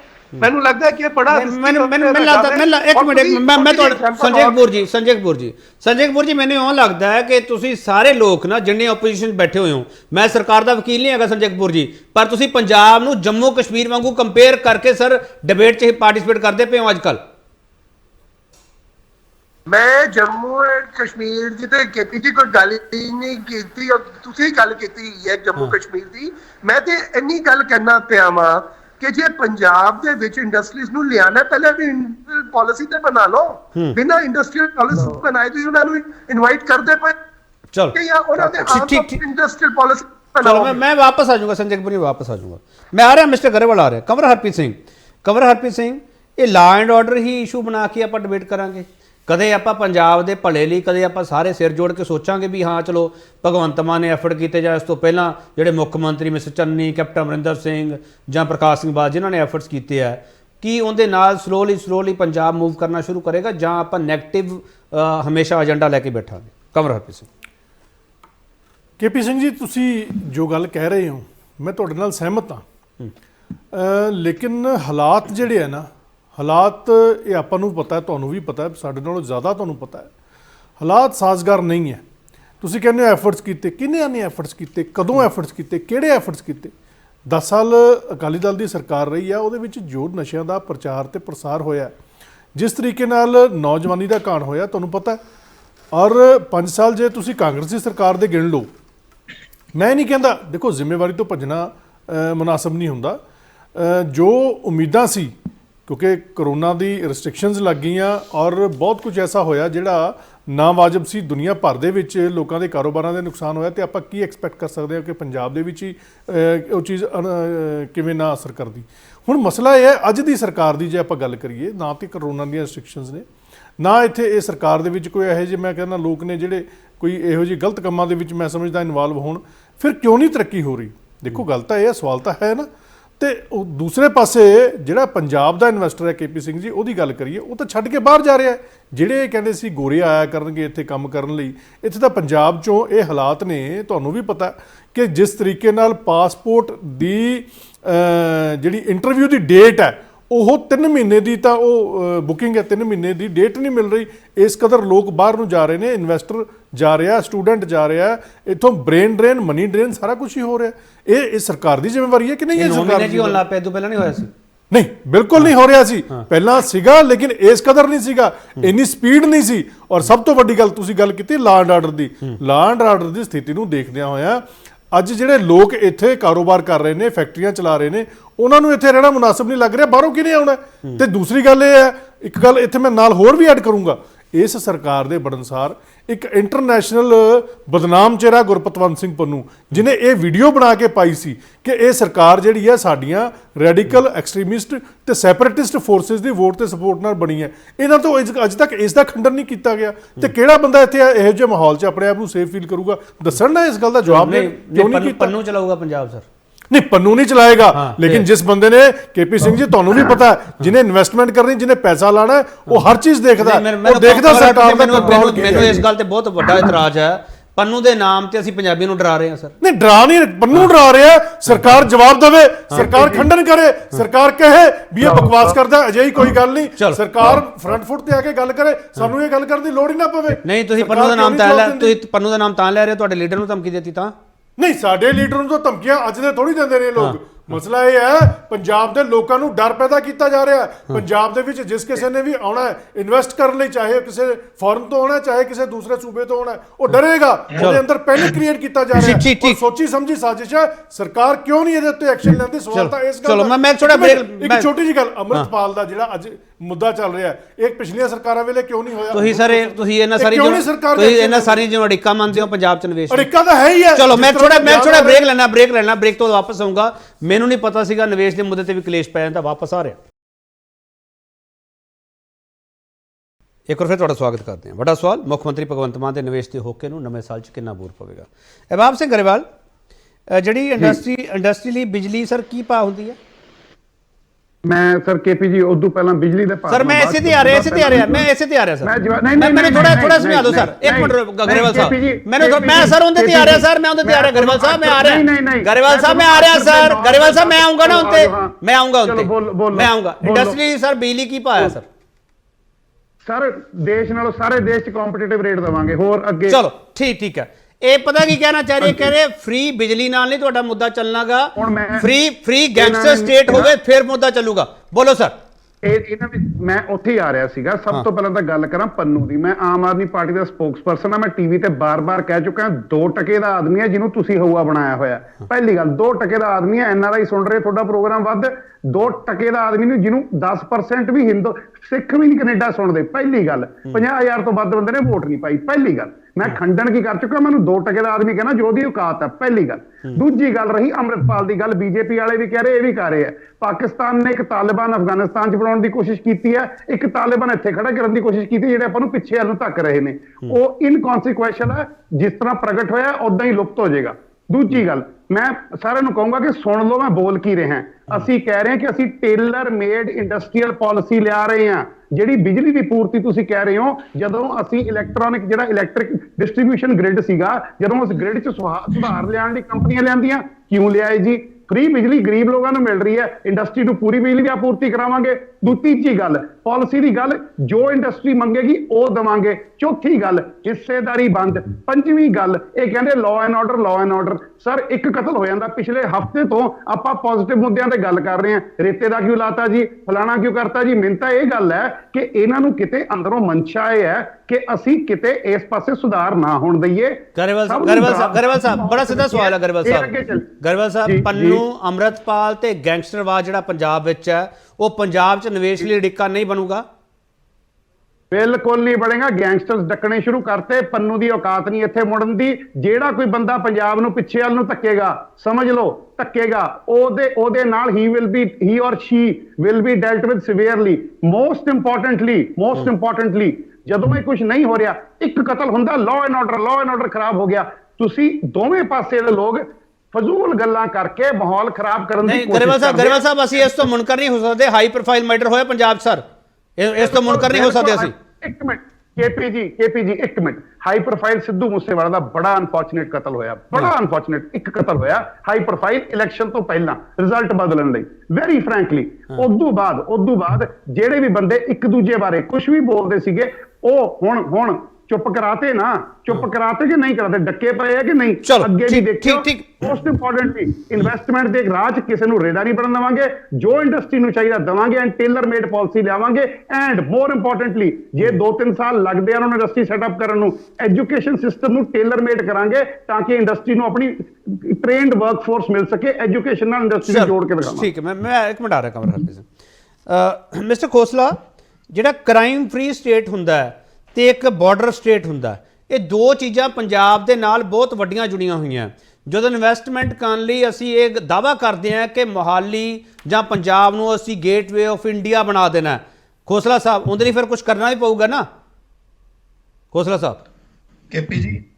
ਕੇਪੀ ਜੀ ਇਨਵੈਸਟਮੈਂਟ ਦੇ ਲਈ ਦੋ ਇੰਜਨ ਹੁੰਦੇ ਨੇ। ਇੱਕ ਇਨਵੈਸਟਮੈਂਟ ਦਾ ਇੰਜਨ ਹੁੰਦਾ ਪ੍ਰਾਈਵੇਟ, ਜਿੱਥੇ ਪ੍ਰਾਈਵੇਟ ਪਾਰਟੀਆਂ ਆਉਂਦੀਆਂ ਨੇ। ਦੂਜਾ ਇੰਜਨ ਹੁੰਦਾ ਗਵਰਨਮੈਂਟ ਦਾ। ਇਸ ਵੇਲੇ ਸਮੱਸਿਆ ਮੈਂ ਤੁਹਾਨੂੰ ਜਿਹੜੀ ਪਹਿਲਾਂ ਦੱਸੀ ਹੈ ਵੀ ਸਮੱਸਿਆ ਇਹ ਹੈ ਕਿ ਸਰਕਾਰ ਦੀ ਇਨਵੈਸਟਮੈਂਟ ਚਾਹੀਦੀ ਹੈ। ਜੇ ਸਰਕਾਰ ਆਪ ਅੱਛੀ ਇਨਵੈਸਟਮੈਂਟ ਕਰੇਗੀ, ਉਹ ਮਾਹੌਲ ਬਣਾਏਗੀ, ਤਾਂ ਪ੍ਰਾਈਵੇਟ ਵਾਲਾ ਪਿੱਛੇ ਆਏਗਾ। ਅਸੀਂ ਜਦੋਂ ਇਤਿਹਾਸ ਦੇਖਦੇ ਹਾਂ ਕਿਸੇ ਵੀ ਅਰਥਚਾਰੇ ਦਾ, ਸਾਨੂੰ ਇਹ ਚੀਜ਼ ਨਜ਼ਰ ਆਉਂਦੀ ਹੈ ਵੀ ਪਹਿਲਾਂ ਸਰਕਾਰ ਨੇ ਉੱਥੇ ਪਬਲਿਕ ਇਨਵੈਸਟਮੈਂਟ ਕੀਤੀ, ਉਸ ਤੋਂ ਬਾਅਦ ਉੱਥੇ ਪ੍ਰਾਈਵੇਟ ਵਾਲਾ ਆਏਗਾ, ਕਿਉਂਕਿ ਸਰਕਾਰੀ ਇਨਵੈਸਟਮੈਂਟ ਦਾ ਮਕਸਦ ਪੈਸਾ ਕਮਾਉਣਾ ਨਹੀਂ ਹੁੰਦਾ, ਜਦਕਿ ਪ੍ਰਾਈਵੇਟ ਵਾਲੇ ਦਾ ਮਕਸਦ ਜਿਹੜਾ ਹੁੰਦਾ ਪੈਸਾ ਕਮਾਉਣਾ ਹੁੰਦਾ, ਉੱਤੇ ਪ੍ਰੋਫਿਟਸ ਬਣਾਉਣੇ ਹੁੰਦੇ ਆ। ਹੁਣ ਥੋੜੀ ਜੀ ਗੱਲ ਤਾਂ ਕੌੜੀ ਹੈ ਗਰੇਵਾਲ ਸਾਹਿਬ, ਪਰ ਆਪਾਂ ਨੂੰ ਸੁਣਨੀ ਪਏਗੀ ਜੀ। ਆਪਣਾ ਜਿਹੜਾ ਕੈਪੀਟਲ ਐਕਸਪੈਂਡੀਚਰ ਹੈ, ਜਿਹੜਾ ਕੈਪੀਟਲ ਐਕਸਪੈਂਡੀਚਰ ਜਿਹੜਾ ਮੈਂ ਸਰਕਾਰੀ ਖਰਚੇ ਦੀ ਗੱਲ ਕੀਤੀ ਹੈ, ਉਹ ਬਿਲਕੁਲ ਵੀ ਵਾਜਬ ਨਹੀਂ ਹੈ। ਜੋ ਅਸੀਂ ਮਿੱਥਿਆ ਸੀ 10,930 ਕਰੋੜ ਰੁਪਏ ਦਾ ਅਸੀਂ ਮਿੱਥਿਆ ਸੀ, ਲੇਕਿਨ ਅਜੇ ਤੱਕ ਅਸੀਂ ਸਿਰਫ 2200 ਕਰੋੜ ਰੁਪਈਆ ਜਿਹੜਾ ਉਹਦੇ ਚੋਂ ਖਰਚਿਆ। ਤੇ ਜੇ ਇਦਾਂ ਦਾ ਮਾਹੌਲ ਰਹੇਗਾ ਤਾਂ ਨਾ ਤਾਂ ਸਰਕਾਰੀ ਆਏਗੀ ਨਾ ਹੀ ਪ੍ਰਾਈਵੇਟ ਆਏਗੀ। ਜੋ ਪਿਛਲੀਆਂ ਸਰਕਾਰਾਂ ਨੇ ਗਲਤੀ ਕੀਤੀ ਹੈ ਉਹ ਅਸੀਂ ਨਾ ਕਰੀਏ। ਚਲੋ ਠੀਕ ਹੈ, ਬੋਲੋ ਮਿਸਟਰ ਕਮਲ ਹਰਪ੍ਰੀਤ ਸਿੰਘ। ਦੇਖੋ ਗੱਲ ਪਤਾ ਕੀ ਹੈ ਕੇਪੀ ਸਿੰਘ ਜੀ, ਇਹ ਨਾ ਗੱਲਾਂ ਸੁਲਝਾਉਣ ਦਾ ਯਤਨ ਕਰਦੇ ਨੇ। ਇਹ ਕਹਿੰਦੇ ਇੱਕ ਕਤਲ ਹੋ ਗਿਆ, ਜਦੋਂ ਗੱਲ ਕਰ ਲੋ ਕਹਿੰਦੇ ਇੱਕ ਕਤਲ, ਮਤਲਬ ਇੱਕ ਕਤਲ ਦੀ ਕੋਈ ਵੈਲਿਊ ਨਹੀਂ। ਮੈਂ ਤਾਂ ਸਿੱਧੂ ਮੂਸੇਵਾਲੇ ਦੀ ਗੱਲ ਹੀ ਨਹੀਂ ਕੀਤੀ, ਮੈਂ ਤਾਂ ਗੱਲ ਕਰ ਰਿਹਾ। ਮੈਂ ਕਮਲ ਹਰਪ੍ਰੀਤ ਸਿੰਘ ਤੁਹਾਡੀ ਗੱਲ ਮੈਂ ਮੰਨ ਕੇ ਐਕਸਟੋਰਸ਼ਨ ਕਾਲਸ ਜਿਹੜੀਆਂ ਆ ਰਹੀਆਂ ਨੇ, ਮੈਂ ਤੁਹਾਡੀ ਗੱਲ ਮੰਨ ਕੇ ਸਰ ਇੱਕ ਮਿੰਟ, ਰਾਕਟ ਲਾਂਚਰਾਂ ਦੇ ਹਮਲੇ ਹੁੰਦੇ ਪਏ ਨੇ, ਫਰੋਤੀਆਂ ਦੇ ਕੇਸ ਹੈ, ਗੈਂਗਸਟਰਵਾਦ ਹੈ, ਮੈਂ ਤੁਹਾਡੀ ਸਾਰੀ ਗੱਲਾਂ ਮੰਨ ਕੇ ਤੁਰਦਾ ਪਿਆ ਕਮਲ ਹਰਪ੍ਰੀਤ ਸਿੰਘ। ਕੀ ਆਪਾਂ ਇਨਵੈਸਟਮੈਂਟ ਲਈ ਪੋਜ਼ਿਟਿਵ ਹੋ ਸਕਦੇ ਹਾਂ ਕਿ ਨਹੀਂ? ਦੇਖੋ ਇਹ ਨਾ ਫਿਰ ਤੁਸੀਂ ਹੁਣ ਜੇ ਤੁਸੀਂ ਇਹ ਗੱਲ ਕਰਦੇ ਹੋ ਨਾ, ਆਪਾਂ ਦੇ ਨਾਂ ਦੇ ਉੱਤੇ ਅਸੀਂ ਕਈ ਵਾਰੀ ਕਈ ਮੰਚਾਂ ਤੋਂ ਬੇਨਤੀਆਂ ਕਰ ਚੁੱਕੇ ਹਾਂ ਵੀ ਇੱਕ ਸਰਬ ਪਾਰਟੀ ਮੀਟਿੰਗ ਬੁਲਾਓ। ਇਹ ਕਿਉਂ ਨਹੀਂ ਦੂਜਿਆਂ ਨੂੰ ਨਾਲ ਲੈ ਕੇ ਚੱਲਣ ਨੂੰ ਤਿਆਰ? ਪੁੱਛੋ ਇਹਨਾਂ ਦਾ ਹੰਕਾਰ ਕਿਉਂ ਹੈ ਇੰਨਾ ਜ਼ਿਆਦਾ? ਇਹਨਾਂ ਦੇ ਕੋਲੋਂ ਇੰਨਾ ਨਹੀਂ ਸਰਿਆ ਵੀ ਅੱਜ ਤੱਕ ਇੱਕ ਸਰਬ ਪਾਰਟੀ ਮੀਟਿੰਗ ਬੁਲਾ ਲੈਣ, ਉਹਦੇ ਵਿੱਚ ਕਈ ਮੁੱਦੇ ਡਿਸਕਸ ਕਰਨ ਵਾਲੇ। ਕੱਲ ਨੂੰ ਤੁਸੀਂ ਕਹੋਗੇ ਸਾਡੇ ਲੀਡਰਾਂ ਨੂੰ ਜਹਾਜ਼ 'ਚ ਚੜਾ ਦਿਓ, ਨਾਲ ਉੱਥੇ ਸਨਅਤ ਕਰਨਾ ਮੀਟਿੰਗ ਕਰੇਗੀ। ਫਿਰ ਉਹੀ ਗੱਲ, ਉਹ ਮਾਫ ਕਰਨਾ ਮੈਂ ਸਵਾਲ ਕਰ ਰਿਹਾ, ਗੱਲ ਪਤਾ ਕੀ ਹੈ, ਮੇਰੀ ਗੱਲ ਸੁਣੋ ਕਮਲ ਹਰਪ੍ਰੀਤ ਸਿੰਘ, ਮੇਰੀ ਗੱਲ ਸੁਣੋ। ਜਦੋਂ ਚੀਫ ਮਿਨਿਸਟਰ ਨੂੰ ਇਹ ਸਵਾਲ ਕੀਤਾ, ਚੀਫ ਮਿਨਿਸਟਰ ਅੱਗੋਂ ਪਤਾ ਹੀ ਕਹਿੰਦਾ ਜਿਨ੍ਹਾਂ ਨੇ ਪੰਜਾਬ ਦਾ ਬੇੜਾ ਡੁੱਬਿਆ ਤੁਸੀਂ ਉਹਨਾਂ ਨੂੰ ਨਾਲ ਬਿਠਾਈਏ। ਦੱਸੋ ਕੀ ਜਵਾਬ ਦੇਈਏ, ਬੋਲੋ ਜਵਾਬ। ਹਾਂ, ਤੇ ਚੀਫ ਮਿਨਿਸਟਰ ਸਾਹਿਬ ਨੂੰ ਪੁੱਛੋ ਵੀ ਤੁਸੀਂ ਜਿਹੜਾ ਉੱਥੇ ਝੂਠ ਬੋਲਦੇ ਹੋ ਜਾ ਕੇ, ਕਦੇ ਕਹਿੰਦੇ ਹੋ BMW ਆ ਰਹੀ ਹੈ, ਕਦੇ ਕਹਿੰਦੇ ਹੋ ਫਾਰਬੀਓ ਇੰਡੀਆ ਇੱਥੇ ਅਸੀਂ ਲਾ ਰਹੇ ਹਾਂ, ਉਸ ਤੋਂ ਬਾਅਦ ਪਤਾ ਲੱਗਦਾ ਉਹ ਤਾਂ ਸਾਲ ਤੋਂ ਪਹਿਲਾਂ ਇੱਥੇ ਕੰਮ ਕਰ ਰਹੀ ਹੈ। ਉਸ ਤੋਂ ਬਾਅਦ ਤੁਸੀਂ ਕਦੇ ਕਹਿੰਦੇ ਹੋ ਵੀ ਇੱਥੇ ਗੋਰੇ ਆਇਆ ਕਰਨਗੇ ਕੰਮ ਕਰ, ਜਿੱਦਾਂ ਦੀਆਂ ਗੱਲਾਂ ਉਹ ਕਰਦੇ ਆ ਉਹ ਤਾਂ ਸਾਫ਼ ਹੀ ਪਤਾ ਲੱਗਦਾ। ਮੈਂ ਤੁਹਾਡਾ ਸਵਾਲ ਲੋਕਾਂ ਨੂੰ ਗੁੰਮਰਾਹ ਕੀਤਾ ਜਾ ਰਿਹਾ। ਤੁਹਾਡਾ ਸਵਾਲ ਲੈ ਸੰਜੇ ਕਪੂਰ ਜੀ, ਚੀਫ ਮਿਨਿਸਟਰ ਦੇ ਦਾਅਵੇ ਤੇ ਯਕੀਨ ਨਾ ਕਰੀਏ। ਚੀਫ ਮਿਨਿਸਟਰ ਉਹ ਪੰਜਾਬ ਦਾ ਰਿਸਪੌਂਸਿਬਲ ਪਰਸਨ ਹੈ, ਜਿਹਨੇ ਜਾ ਕੇ ਮੀਟਿੰਗਾਂ ਕੀਤੀਆਂ, ਜਿਹਨੇ ਕਿਹਾ ਵੀ ਇਨਵੈਸਟਮੈਂਟ ਆਊਗੀ ਪੰਜਾਬ ਵਿੱਚ। ਸੰਜੇ ਕਪੂਰ ਜੀ ਦੇਖੋ ਗੱਲ ਪਤਾ ਹੈ ਕਿ ਮੈਂ ਤੇ ਹਮੇਸ਼ਾ ਇਹ ਗੱਲ, ਜਿਹੜੇ ਚੀਫ ਮਿਨਿਸਟਰ ਅਗਰ ਕੋਈ ਸਟੇਟਮੈਂਟ ਦਿੰਦਾ ਤੇ ਉਹਨਾਂ ਦੀ ਗੱਲ ਨੂੰ ਬਹੁਤ ਸੀਰੀਅਸਲੀ ਲੈਣਾ ਚਾਹੀਦਾ ਹੈ। ਪਰ ਡੈਫੀਨਿਟਲੀ ਓਪੋਜੀਸ਼ਨ ਦਾ ਇਹ ਵੀ ਕੰਮ ਹੈਗਾ ਕਿ ਉਹ ਜੋ ਸਟੇਟਮੈਂਟ ਦਿੰਦੇ ਪਏ ਨਾ ਉਹਦੀ ਵੈਲਿਡਿਟੀ ਨੂੰ ਚੈੱਕ ਕਰਨਾ ਕਿ ਉਹ ਕਿੰਨੀ ਕੁ ਵੈਲਿਡ ਸਟੇਟਮੈਂਟ ਦੀ ਹੈ। ਚੀਫ ਮਿਨਿਸਟਰ ਸਾਹਿਬ ਨੇ ਆਪਣਾ ਜਿਹੜਾ ਬੇਸਿਕਲ ਸੀ ਨਾ ਵਰਡ ਗਵਾ ਲਿੱਤਾ ਜਦੋਂ ਉਹਨਾਂ ਨੇ ਜਰਮਨੀ ਤੋਂ ਸਟੇਟਮੈਂਟ ਦਿੱਤੀ ਸੀ ਕਿ ਜੀ BMW ਨਾਲ ਮੇਰੀ ਮੀਟਿੰਗ ਹੋਈ ਹੈ ਔਰ ਪੰਜਾਬ ਦੇ ਵਿੱਚ ਇਨਵੈਸਟਮੈਂਟ ਕਰਨਾ ਚਾਹੁੰਦਾ ਹੈ। ਔਰ ਅਗਲੇ ਦਿਨ BMW ਦੇ CEO ਨੇ ਇਸ ਗੱਲ ਤੋਂ ਇਨਕਾਰ ਕਰ ਦਿੱਤਾ ਕਿ ਸਾਡੀ ਕੋਈ ਮੀਟਿੰਗ ਨਹੀਂ ਹੋਈ ਔਰ ਨਾ ਹੀ ਪੰਜਾਬ ਦੇ ਵਿੱਚ ਆਪਾਂ ਕੋਈ ਇਨਵੈਸਟਮੈਂਟ ਕਰਨਾ ਚਾਹੁੰਦੇ ਆ। ਮੈਨੂੰ ਹੈਰਾਨੀ ਇਸ ਗੱਲ ਦੀ ਹੁੰਦੀ ਹੈ ਕਿ ਇਸ ਤਰੀਕੇ ਦੀ ਸਟੇਟਮੈਂਟ ਚੀਫ ਮਿਨਿਸਟਰ ਸਾਹਿਬ ਨੇ ਇੱਕ ਤੇ ਪੰਜਾਬ ਦਾ ਵੀ ਮਜ਼ਾਕ ਉਡਵਾਇਆ ਔਰ ਆਪਣੀ ਪੋਜੀਸ਼ਨ ਦਾ ਵੀ ਮਜ਼ਾਕ ਉਡਾਇਆ। ਜੇ ਤੁਹਾਡੀ ਇਹੋ ਜਿਹੀ ਸੀਰੀਅਸ ਕੋਈ ਮੀਟਿੰਗ ਹੋਈ ਹੋ ਨਹੀਂ ਹੈ ਜਿਹਦੇ ਚ ਉਹਨਾਂ ਨੇ ਕੋਈ ਇਨਵੈਸਟਮੈਂਟ ਨੂੰ ਕਮਿਟ ਕੀਤਾ, ਤੁਸੀਂ ਇਹੋ ਜਿਹੀ ਸਟੇਟਮੈਂਟ ਦੇਂਦੇ ਹੀ ਕਿਉਂ ਪਏ ਹੋ?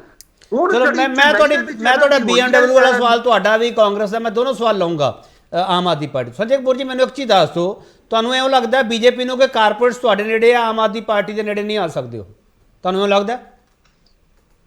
ਨਹੀਂ ਦੇਖੋ, ਕਾਰਪੋਰੇਟ ਨੂੰ ਬੇਸਿਕਲੀ ਇੱਕ ਕੰਡਿਊਸਿਵ ਗਵਰਨਮੈਂਟ ਚਾਹੀਦਾ ਹੈ, ਸਟੇਟ ਗਵਰਨਮੈਂਟ ਦੀ ਸਪੋਰਟ ਚਾਹੀਦੀ ਹੈ। ਉਹਨੇ ਕਮਨਾ ਜੇ ਪੰਜਾਬ ਗਵਰਨਮੈਂਟ ਉਹਨਾਂ ਨੂੰ ਕੰਡਿਊਸਿਵ ਇਨਵਾਇਰਨਮੈਂਟ ਦੇਗੀ, ਉਹ ਕਿਉਂ ਨਹੀਂ ਹੈ ਨਾਲ ਲਿੰਕ ਨਾ ਕਰੋ ਗੱਲ ਨਾਲ। ਬੀਜੇਪੀ ਦਾ ਕੋਈ ਲੈਣਾ ਦੇਣਾ ਨਹੀਂ ਆ। ਇਵਨ ਕਿ ਜਿਹੜੇ ਬੀਜੇਪੀ ਨਾਲ ਕਾਰਪੋਰੇਟ ਜੁੜੇ ਹੋਏ ਆ ਕਿ ਆਪੋਜੀਸ਼ਨ ਦੀ ਸਟੇਟਸ 'ਚ ਕੰਮ ਨਹੀਂ ਕਰਦੇ ਪਏਗੇ। ਬਿਜ਼ਨਸਮੈਨ ਨੇ ਬਿਜ਼ਨਸ ਕਰਨਾ ਹੈ। ਚਲੋ ਥੋੜਾ ਫਿਰ ਸੰਜੇ ਕਪੂਰ ਜੀ ਤੁਸੀਂ ਤਾਂ ਬੜੇ ਸਿਆਣੇ ਹੋ। ਸੰਜੇ ਕਪੂਰ ਜੀ ਤੁਸੀਂ ਤਾਂ ਬੜੇ ਸਿਆਣੇ ਹੋ। ਸੰਜੇ ਕਪੂਰ ਜੀ ਤੁਹਾਨੂੰ ਤਾਂ ਪਤਾ ਹੈ ਖਾਤਿਆਂ ਦਾ ਹਿਸਾਬ ਤਾਂ ਹੁੰਦਾ ਕੀ ਹੈ, ਪੰਜਾਬ ਦਾ ਖਾਤਾ ਹੀ ਵਿਗੜਿਆ ਹੋਇਆ। ਸੰਜੇ ਕਪੂਰ ਜੀ ਇੰਡਸਟਰੀ ਪਾਲਿਸੀ ਦਾ ਤੁਸੀਂ ਸਵਾਲ ਕੀਤਾ ਸੀਗਾ, ਮੇਰਾ ਸਵਾਲ ਹੈ ਇੰਡਸਟਰੀ ਪੈਕੇਜ ਦਾ ਸਵਾਲ ਕਿਉਂ ਨਹੀਂ ਕਰਦੇ ਪਏ ਤੁਸੀਂ? ਕੇਂਦਰ ਇੰਡਸਟਰੀ ਪੈਕੇਜ ਦੇਵੇ ਪੰਜਾਬ ਨੂੰ, ਆਪਾਂ ਇਹ ਸਵਾਲ ਕਿਉਂ ਮਿਸ ਕਰਦੇ ਹਾਂ?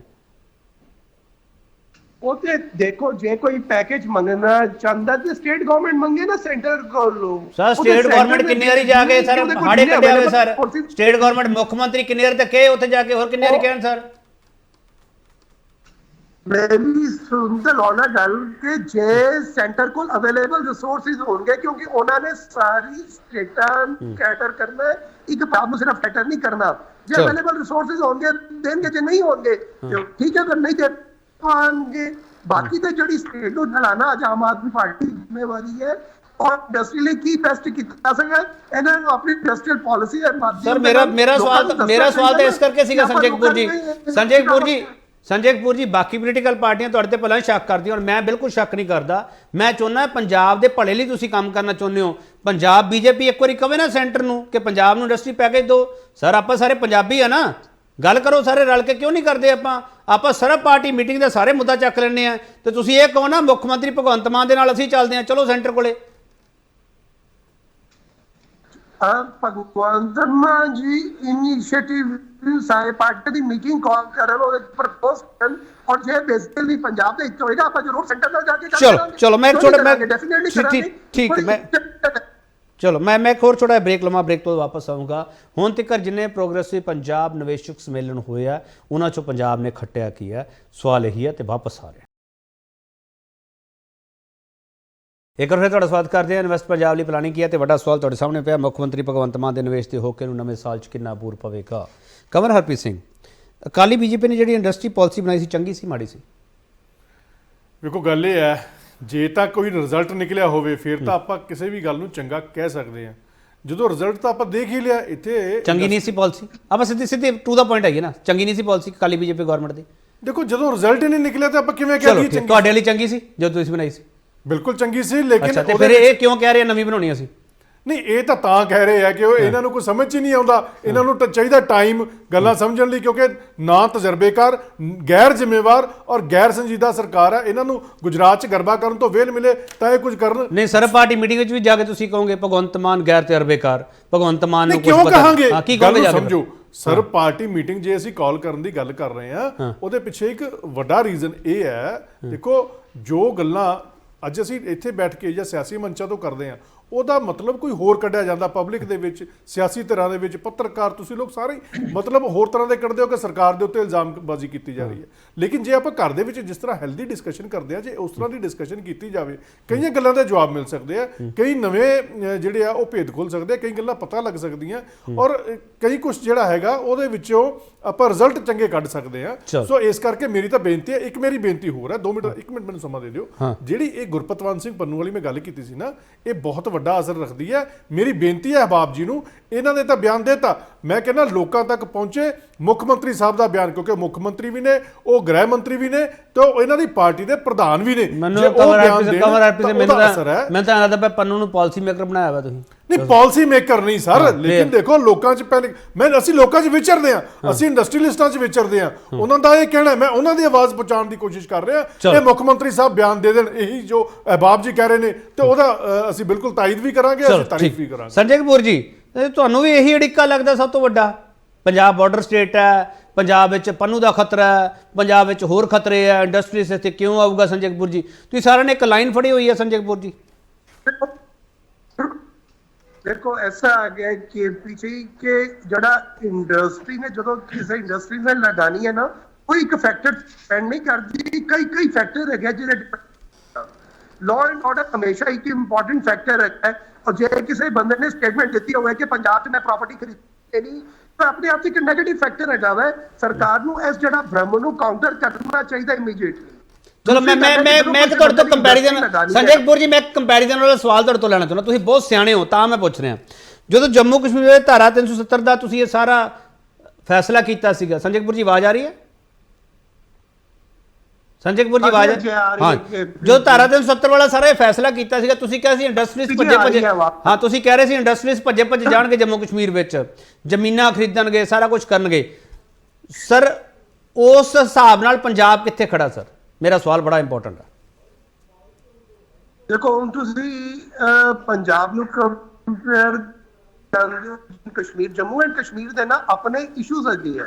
ਉਹਦੇ ਜਿਹੜੇ ਇਸ਼ੂਜ਼ ਹੈਗੇ ਆ ਉਹਨਾਂ ਨੂੰ ਪੰਜਾਬ ਸਰ ਮੈਂ ਪੰਜਾਬ ਦਾ ਜੰਮੂ ਕਸ਼ਮੀਰ ਨਾਲ ਕੰਪੈਰੀਜ਼ਨ ਨਹੀਂ ਕਰ ਰਿਹਾ ਸੰਜੇ ਕਪੂਰ ਜੀ, ਮੈਂ ਕੰਪੈਰੀਜ਼ਨ ਨਹੀਂ ਕਰ ਰਿਹਾ ਸਰ, ਮਾਫ ਕਰਨਾ, ਮੈਂ ਤਾਂ ਸੁਣ ਲਓ, ਮੈਂ ਇੰਡਸਟਰੀ ਦਾ ਕੰਪੈਰੀਜ਼ਨ ਕਰ ਰਿਹਾ ਸਰ। ਪਹਾੜੀ ਇਲਾਕਿਆਂ ਦੇ ਵਿੱਚ ਇੰਡਸਟਰੀ ਕਿਵੇਂ ਜਾਂਦੀ ਹੈ, ਹਿਮਾਚਲ ਇੰਡਸਟਰੀ ਪੈਕੇਜ ਕਿਵੇਂ ਮਿਲਦਾ ਹੈ, ਜੰਮੂ ਕਸ਼ਮੀਰ ਵਿੱਚ ਤੁਸੀਂ ਕੀ ਪ੍ਰੋਮਿਸਿਸ ਕੀਤੇ ਸੀਗੇ, ਮੈਂ ਸਰ ਉਹ ਕੰਪੈਰੀਜ਼ਨ ਕਰ ਰਿਹਾ ਸਰ। ਜੇ ਪੰਜਾਬ ਬਾਰਡਰ ਸਟੇਟ ਹੈ ਸਰ, ਬੀਜੇਪੀ ਇੱਕ ਵਾਰੀ ਕਵੇ ਨਾ ਪੰਜਾਬ ਦੀਆਂ ਸਰਹੱਦਾਂ ਖੋਲ ਦਿਓ, ਵਪਾਰ ਖੁੱਲੇ, ਲਾਂਘੇ ਖੁੱਲਣ, ਕਹਿ ਕੇ ਦੇਖੋ ਨਾ ਸਰ ਇੱਕ ਵਾਰੀ, ਕਿਉਂ ਨਹੀਂ ਕਹਿੰਦੇ ਪਏ?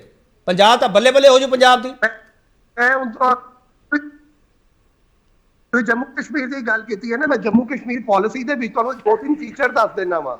ਜੰਮੂ ਕਸ਼ਮੀਰ ਦੀ ਜਿਹੜੀ ਇੰਡਸਟਰੀਅਲ ਪਾਲਿਸੀ ਹੈ ਨਾ, ਉਹਦੇ ਵਿੱਚ ਉਹਨਾਂ ਨੇ 30% ਜਿਹੜੀ ਹੈ ਨਾ ਸਬਸਿਡੀ ਕੀ ਹੋਈ ਹੈ ਕੈਪੀਟਲ ਇਨਵੈਸਟਮੈਂਟ ਤੇ। ਜੇ ਬੰਦਾ ਕੋਈ 50 ਕਰੋੜ ਰੁਪਏ ਦਾ ਪ੍ਰੋਜੈਕਟ ਲਗਾਉਂਦਾ ਹੈ ਨਾ, ਤੇ 15 ਕਰੋੜ ਰੁਪਇਆ ਉਹਨੂੰ ਸਬਸਿਡੀ ਮਿਲ ਜਾਂਦੀ ਹੈ। ਦੂਸਰੀ ਗੱਲ ਹੈ ਕਿ ਉਹਨਾਂ ਨੇ ਜਿਹੜੀ ਪਲਾਂਟਡ ਦੀ ਇਨਵੈਸਟਮੈਂਟ ਹੈਗੀ ਹੈ ਨਾ, ਉਹਦਾ 10 ਗੁਣਾ ਜ਼ਿਆਦਾ GST ਦਾ ਰਿਫੰਡ ਦਿੰਦੇ ਹੈਗੇ ਆ। ਔਰ GST ਦਾ ਜਿਹੜਾ ਰਿਫੰਡ ਹੁੰਦਾ ਹੈ ਨਾ ਉਹ ਉਹਨੂੰ ਇਨਪੁਟ ਦੇ ਵਿੱਚ ਆਪਣਾ ਕੰਪਨਸੇਟ ਨਹੀਂ ਕਰਦੇ ਹੈਗੇ, ਉਹਦਾ 1 ਸਾਲ ਬਾਅਦ 10 ਸਾਲਾਂ ਲਈ ਚੈੱਕ ਬਣ ਕੇ ਆਉਂਦਾ ਹੈ। ਸਪੋਜ਼ਿੰਗ ਕਿਸੇ ਬੰਦੇ ਦੀ ਇਨਵੈਸਟਮੈਂਟ 10 ਕਰੋੜ ਰੁਪਏ ਦੀ ਪਲਾਂਟਡ ਮਸ਼ੀਨਰੀ 'ਚ ਹੈ, ਉਹਦੀ ਉਹਨੂੰ ਅਪਰੋਕਸੀਮੇਟਲੀ 25 ਕਰੋੜ ਰੁਪਏ ਦੇ ਕੋਲ ਜਾ ਕੇ GST ਦਾ ਰਿਫੰਡ ਮਿਲਦਾ ਹੈ, ਔਰ 2.5 ਕਰੋੜ ਹਰ ਸਾਲ ਉਹਨੂੰ ਮਿਲਦਾ ਰਹਿੰਦਾ GST ਦਾ ਰਿਫੰਡ। ਐਸੇ ਤਰੀਕੇ ਗਵਰਨਮੈਂਟ ਨੇ ਲੈਂਡ ਦੀ ਸਬਸਿਡਾਈਜ਼ ਰੇਟ ਤੇ ਦਿੱਤੀ ਹੈ, ਲੈਂਡ ਸਬਸਿਡਾਈਜ਼ ਰੇਟ ਤੇ ਦਿੰਦੀ ਹੈ। ਇਹ ਆਪਣੀ ਪਾਲਿਸੀ ਚ ਦੱਸਣ ਤੇ ਸਹੀ ਨਾ, ਚਲੋ ਠੀਕ ਹੈ ਬੈਨੀਫਿਟ ਦੇਣੇ ਪੈਣਗੇ, ਇੰਡਸਟਰੀ ਤੇ ਤਾਂ ਹੀ ਆਏਗਾ ਨਾ। ਚਲੋ ਸੰਜੇ ਕਪੂਰ ਜੀ ਤੁਸੀਂ ਜਵਾਬ ਦਿੱਤਾ, ਤੁਹਾਡਾ ਬਹੁਤ ਧੰਨਵਾਦ, ਤੁਸੀਂ ਜਵਾਬ ਦਿੱਤਾ। ਡਾਕਟਰ ਰਾਜੀਵ ਖੋਸਲਾ, ਮੈਨੂੰ ਇਹ ਕੰਪੈਰੀਜ਼ਨ ਕਿਉਂ ਕਰਨਾ ਪੈ ਰਿਹਾ? ਡਾਕਟਰ ਰਾਜੀਵ ਖੋਸਲਾ, ਕਾਹਦਾ ਕੰਪੈਰੀਜ਼ਨ ਕੀਤੀ? ਮੈਨੂੰ ਜੰਮੂ ਕਸ਼ਮੀਰ ਦੀ ਇੰਡਸਟਰੀ ਪਾਲਿਸੀ ਦੇ ਨਾਲ ਪੰਜਾਬ ਦੀ ਇੰਡਸਟਰੀ ਪਾਲਿਸੀ ਦਾ ਕੰਪੈਰੀਜ਼ਨ ਕਿਉਂ ਕਰਨਾ ਪੈ ਰਿਹਾ ਡਾਕਟਰ ਰਾਜੀਵ ਖੋਸਲਾ? ਨਹੀਂ, ਪੰਜਾਬ ਔਰ ਜੰਮੂ ਕਸ਼ਮੀਰ ਦੇ ਹਾਲਾਤ ਜਿਹੜੀ ਬੀਜੇਪੀ ਦੇ ਇੱਥੇ ਕਪੂਰ ਸਾਹਿਬ ਬੈਠੇ ਜੋ ਉਹਨਾਂ ਨੇ ਗੱਲ ਕਹੀ ਹੈ, ਦੋਨਾਂ ਦੇ ਇਸ਼ੂਜ਼ ਡਿਫਰੈਂਟ ਨੇ। ਹਾਂ, ਜੇ ਅਸੀਂ ਪੰਜਾਬ ਦਾ ਅੱਜ ਦੇ ਹਾਲਾਤਾਂ ਦੇ ਵਿੱਚ ਗੱਲ ਕਰੀਏ, ਜੰਮੂ ਕਸ਼ਮੀਰ ਜਾਂ ਹਿਮਾਚਲ ਜਾਂ ਜੋ ਉੱਤਰਾਖੰਡ ਦੇ ਵਿੱਚ ਜਿਹੜੀ ਇੰਡਸਟਰੀ ਮੂਵ ਕੀਤੀ ਹੈ ਪੰਜਾਬ ਦੇ ਵਿੱਚੋਂ 2003 ਤੋਂ ਪਹਿਲੋਂ, ਇਹ ਇੰਡਸਟਰੀ ਮੂਵ ਇਸ ਕਰਕੇ ਕੀਤੀ ਹੈ ਕਿਉਂਕਿ ਉੱਥੇ ਦੀਆਂ ਸਰਕਾਰਾਂ ਨੇ ਉੱਥੇ ਟੈਕਸ ਰਿਬੇਟਸ ਦਿੱਤੀਆਂ, ਟੈਕਸ ਹੌਲੀਡੇਜ਼ ਦਿੱਤੇ ਨੇ 10-10 ਸਾਲ ਦੇ। ਜਿਹੜੀ ਮੈਂ ਤੁਹਾਨੂੰ ਗੱਲ ਕਹੀ ਹੈ ਕਿ ਪੀਜੀ ਪੰਜਾਬ ਦੀ ਸਰਕਾਰ ਨੂੰ ਇੱਥੇ ਮਾਹੌਲ ਜਿਹੜਾ ਹੈ ਪਹਿਲਾਂ ਉਸ ਤਰੀਕੇ ਦਾ ਬਣਾਉਣਾ ਪਏਗਾ। ਮੈਂ ਥੋੜਾ ਜਿਹਾ ਐਡ ਆਨ ਕਰ ਦੇਣਾ ਡਾਕਟਰ ਜੀ ਖੋਸਲਾ, ਮੈਂ ਸਵਾਲ ਕਿਉਂ ਕਰਦਾ ਪਿਆ? ਜਦੋਂ ਅਸੀਂ ਸਰਹੱਦੀ ਸੂਬੇ ਦਾ ਜ਼ਿਕਰ ਕਰਦੇ ਹਾਂ, ਉਦੋਂ ਇੰਡਸਟਰੀ ਪਾਲਿਸੀ ਦੇ ਵਿੱਚ ਕੇਂਦਰ ਸਰਕਾਰ ਨੂੰ ਵੀ ਬਹੁਤ ਵੱਡਾ ਹਿੱਸਾ ਪਾਉਣਾ ਚਾਹੀਦਾ। ਜਦੋਂ ਕੋਵਿਡ ਦੇ ਦੌਰਾਨ ਇੱਥੋਂ ਰੁਜ਼ਗਾਰ ਚਲਾ ਜਾਂਦਾ, ਆਲ ਇੰਡੀਆ ਇੰਡਸਟਰੀ ਫੋਰਮ ਦੀ ਰਿਪੋਰਟ ਹੈ ਮੇਰੇ ਕੋਲੇ, ਜਿੰਦੇ ਵਿੱਚ ਪੰਜਾਬ ਦੇ 14,429 ਉਦਯੋਗ ਬੰਦ ਹੋ ਗਏ, ਜਿਨ੍ਹਾਂ ਵਿੱਚ 10,617 3210 ਮੀਡੀਅਮ 422 ਵੱਡੇ ਉਦਯੋਗ ਹੈ। ਸਰ ਮੇਰੇ ਕੋਲ ਡਾਟਾ ਪਿਆ ਖੋਸਲਾ ਸਾਹਿਬ, ਮੈਂ ਤਾਂ ਸਵਾਲ ਕਰ ਰਿਹਾ। ਅਸੀਂ ਕੋਵਿਡ ਨੂੰ ਵੀ ਭੁੱਲਦੇ ਪਏ ਹਾਂ, ਜਿਹੜੀ ਕੇਂਦਰ ਵੱਲੋਂ ਸਾਨੂੰ ਰਾਇਤ ਮਿਲਣੀ ਚਾਹੀਦੀ ਹੈ ਸਰਹੱਦੀ ਸੂਬੇ ਨੂੰ, ਉਹਨੂੰ ਵੀ ਭੁੱਲਦੇ ਪਏ ਹਾਂ। ਪਹਾੜੀ ਇਲਾਕਿਆਂ ਨੂੰ ਜਿਹੜੀ ਰਾਇਤ ਦਿੱਤੀ ਗਈ ਹੈ, ਅਸੀਂ ਉਹਨੂੰ ਵੀ ਪਾਸੇ ਕਰਦੇ ਪਏ ਹਾਂ। ਡਾਕਟਰ ਖੋਸਲਾ, ਬਿਲਕੁਲ ਠੀਕ ਹੈ ਜੀ। ਤੁਹਾਡੇ ਜਿਹੜੀ ਤੁਸੀਂ ਗੱਲ ਕਹੀ ਹੈ ਵੀ ਕੇਂਦਰ ਸਰਕਾਰ ਨੂੰ ਬਿਲਕੁਲ ਕਰਨੀ ਚਾਹੀਦੀ ਹੈ, ਹੈਲਪ ਕਰਨੀ ਚਾਹੀਦੀ ਕੇਂਦਰ ਤੇ ਸੂਬਾਈ ਸਰਕਾਰ ਦੋਨਾਂ ਨੂੰ ਇੱਕ ਦੂਜੇ ਨਾਲ ਬੈਠ ਕੇ। ਪਰ ਹੋਏਗਾ ਕਿੱਦਾਂ KP ਜੀ? ਤੁਸੀਂ ਉਹਨਾਂ ਨੂੰ ਬੀਜੇਪੀ ਵਾਲਿਆਂ ਨੂੰ ਸਵਾਲ ਪੁੱਛਿਆ, ਉਹ ਕਹਿੰਦੇ ਜੀ 50,000 ਕਰੋੜ ਦੇ ਔਰ 50,000 ਕਰੋੜ 2 ਵਾਰੀ ਦੇ ਸਪੈਸ਼ਲ ਪੈਕੇਜ ਲੈਣ ਦੇ ਲਈ 1 ਲੱਖ ਕਰੋੜ ਦਾ ਭਗਵੰਤ ਮਾਨ ਸਾਹਿਬ ਗਏ ਹੈ, ਨਹੀਂ ਮਿਲਿਆ, ਕੋਈ ਜਵਾਬ ਨਹੀਂ ਦਿੱਤਾ। ਕਾਂਗਰਸ ਜਿਹੜੀ ਬੀਜੇਪੀ ਦੀ ਸਰਕਾਰ ਹੈ, ਉਹ ਤਾਂ ਆਪ ਪਾਰਲੀਮੈਂਟ ਦੇ ਵਿੱਚ 3 ਲੱਖ ਕਰੋੜ ਰੁਪਈਆ ਹੋਰ ਅਪਰੂਵ ਕਰਵਾ ਰਹੀ ਹੈ ਵੀ ਸਾਡੇ ਕੋਲ ਪੈਸਾ ਹੈ ਨਹੀਂਗਾ। 3.25 ਲੱਖ ਕਰੋੜ ਰੁਪਈਆ ਫੂਡ ਦੇ ਉੱਤੇ, ਫੂਡ ਸਬਸਿਡੀ ਜਿਹੜੀ ਹੈ ਉਹਦੇ ਤੇ ਪੈਸਾ ਲੱਗ ਗਿਆ, ਜਿਹੜੀ ਦੂਸਰੀ ਪੈਟਰੋਲ ਡੀਜ਼ਲ ਉਹਦੇ ਤੇ ਪੈਸਾ ਲੱਗ ਗਿਆ, ਫਰਟੀਲਾਈਜ਼ਰ ਦੇ ਉੱਤੇ ਪੈਸਾ ਲੱਗ ਗਿਆ, ਉਹ ਤਾਂ 40 ਲੱਖ ਕਰੋੜ ਤੋਂ 44 ਲੱਖ ਕਰੋੜ ਤੇ ਪਹਿਲੋਂ ਜਾ ਰਹੇ ਨੇ। ਤੁਸੀਂ ਕਿੱਥੋਂ ਦੀ ਇਹ ਗੱਲ ਐਕਸਪੈਕਟ ਕਰ ਸਕਦੇ ਹੋ ਵੀ ਪੰਜਾਬ ਦੇ ਵਿੱਚੋਂ ਪੈਸਾ ਲਾਉਣਗੇ? ਨਹੀਂ ਹੋਣਾ। ਸਾਨੂੰ ਜਿਹੜੀ ਪੰਜਾਬ ਦੀ ਸਰਕਾਰ ਹੈ, ਇਹਨੂੰ ਆਪਣਾ ਜਿਹੜਾ ਹਿਸਾਬ ਕਿਤਾਬ ਹੈ ਆਪ ਹੀ ਦੇਖਣਾ ਪਏਗਾ। ਮੈਨੂੰ ਜੇ 1 ਮਿੰਟ KP ਜੀ ਤੁਸੀਂ ਦਿਓ। ਬੋਲੋ। ਜਿਹੜੀ ਕਾਂਗਰਸ ਵਾਲੇ ਇੱਥੇ ਬੁਲਾਰਿਆਂ ਨੇ ਗੱਲ ਕੀਤੀ ਹੈ ਵੀ ਪਾਰਟੀ ਆਲ ਪਾਰਟੀ ਮੀਟ ਹੋਣੀ ਚਾਹੀਦੀ ਹੈ, ਉਹਨਾਂ ਨੇ ਤਾਂ ਮੈਂ ਕੋਈ ਆਮ ਆਦਮੀ ਪਾਰਟੀ ਦਾ ਸਰੋਕਾਰ ਨਹੀਂ ਹੈ, ਪਰ ਉਹਨਾਂ ਨੇ ਤਾਂ ਉਹਨੂੰ ਓਪਨ ਉਹਦੇ ਚ ਰੱਖਤਾ, ਵੈਬਸਾਈਟ ਦੇ ਉੱਤੇ ਉਹਨਾਂ ਨੇ ਸੁਜੈਸ਼ਨਸ ਮੰਗੇ ਆ ਆਪਣੀ ਡਰਾਫਟ ਪਾਲਿਸੀ, ਇੰਡਸਟਰੀਅਲ ਪਾਲਿਸੀ ਦੇ ਉੱਤੇ। ਤੁਸੀਂ ਕਿਉਂ ਨਹੀਂ ਦਿੱਤੇ ਹੈਗੇ? ਜੇ ਕਾਂਗਰਸ ਨੇ ਜਾਂ ਬੀਜੇਪੀ ਨੇ ਇਹਦੇ ਉੱਤੇ ਡਰਾਫਟ ਪਾਲਿਸੀ ਦੇ ਉੱਤੇ ਨਹੀਂ ਜਵਾਬ ਦਿੱਤਾ ਤਾਂ ਕਿਹਦੀ ਗਲਤੀ ਹੈ? ਹੁਣ ਤੁਸੀਂ ਕਹਿੰਦੇ ਹੋ ਵੀ ਉਹਦੇ ਉੱਤੇ ਆਲ ਪਾਰਟੀ ਮੀਟ ਚਾਹੀਦੀ ਹੈ। What for that all party meet is required? ਜਦੋਂ ਉਹਨਾਂ ਨੇ ਰੱਖੀ ਸੀ, ਹਾਂ ਇੱਥੇ ਉਹਨਾਂ ਦੀ ਗਲਤੀ ਹੈ ਵੀ ਉਹਨਾਂ ਨੇ ਸਤੰਬਰ ਦੇ ਵਿੱਚ ਜਦੋਂ ਇੰਡਸਟਰੀਅਲ ਪਾਲਿਸੀ ਮੁੱਕ ਗਈ ਹੈ ਉਸ ਤੋਂ ਬਾਅਦ ਤੁਸੀਂ ਹਜੇ ਤੱਕ ਨਹੀਂ ਲੈ ਕੇ ਆਏ। ਦੂਸਰੀ ਚੀਜ਼ ਜਿਹੜੀ ਹੈ ਪਾਵਰ ਦੇ ਟੈਰਿਫ ਦੇ ਬਾਰੇ ਆਮ ਆਦਮੀ ਪਾਰਟੀ ਕਹਿ ਰਹੀ ਹੈ ਕਿ ਪਾਵਰ ਟੈਰਿਫ ਜਿਹੜਾ 3% ਨਾਲ ਵਧੇਗਾ।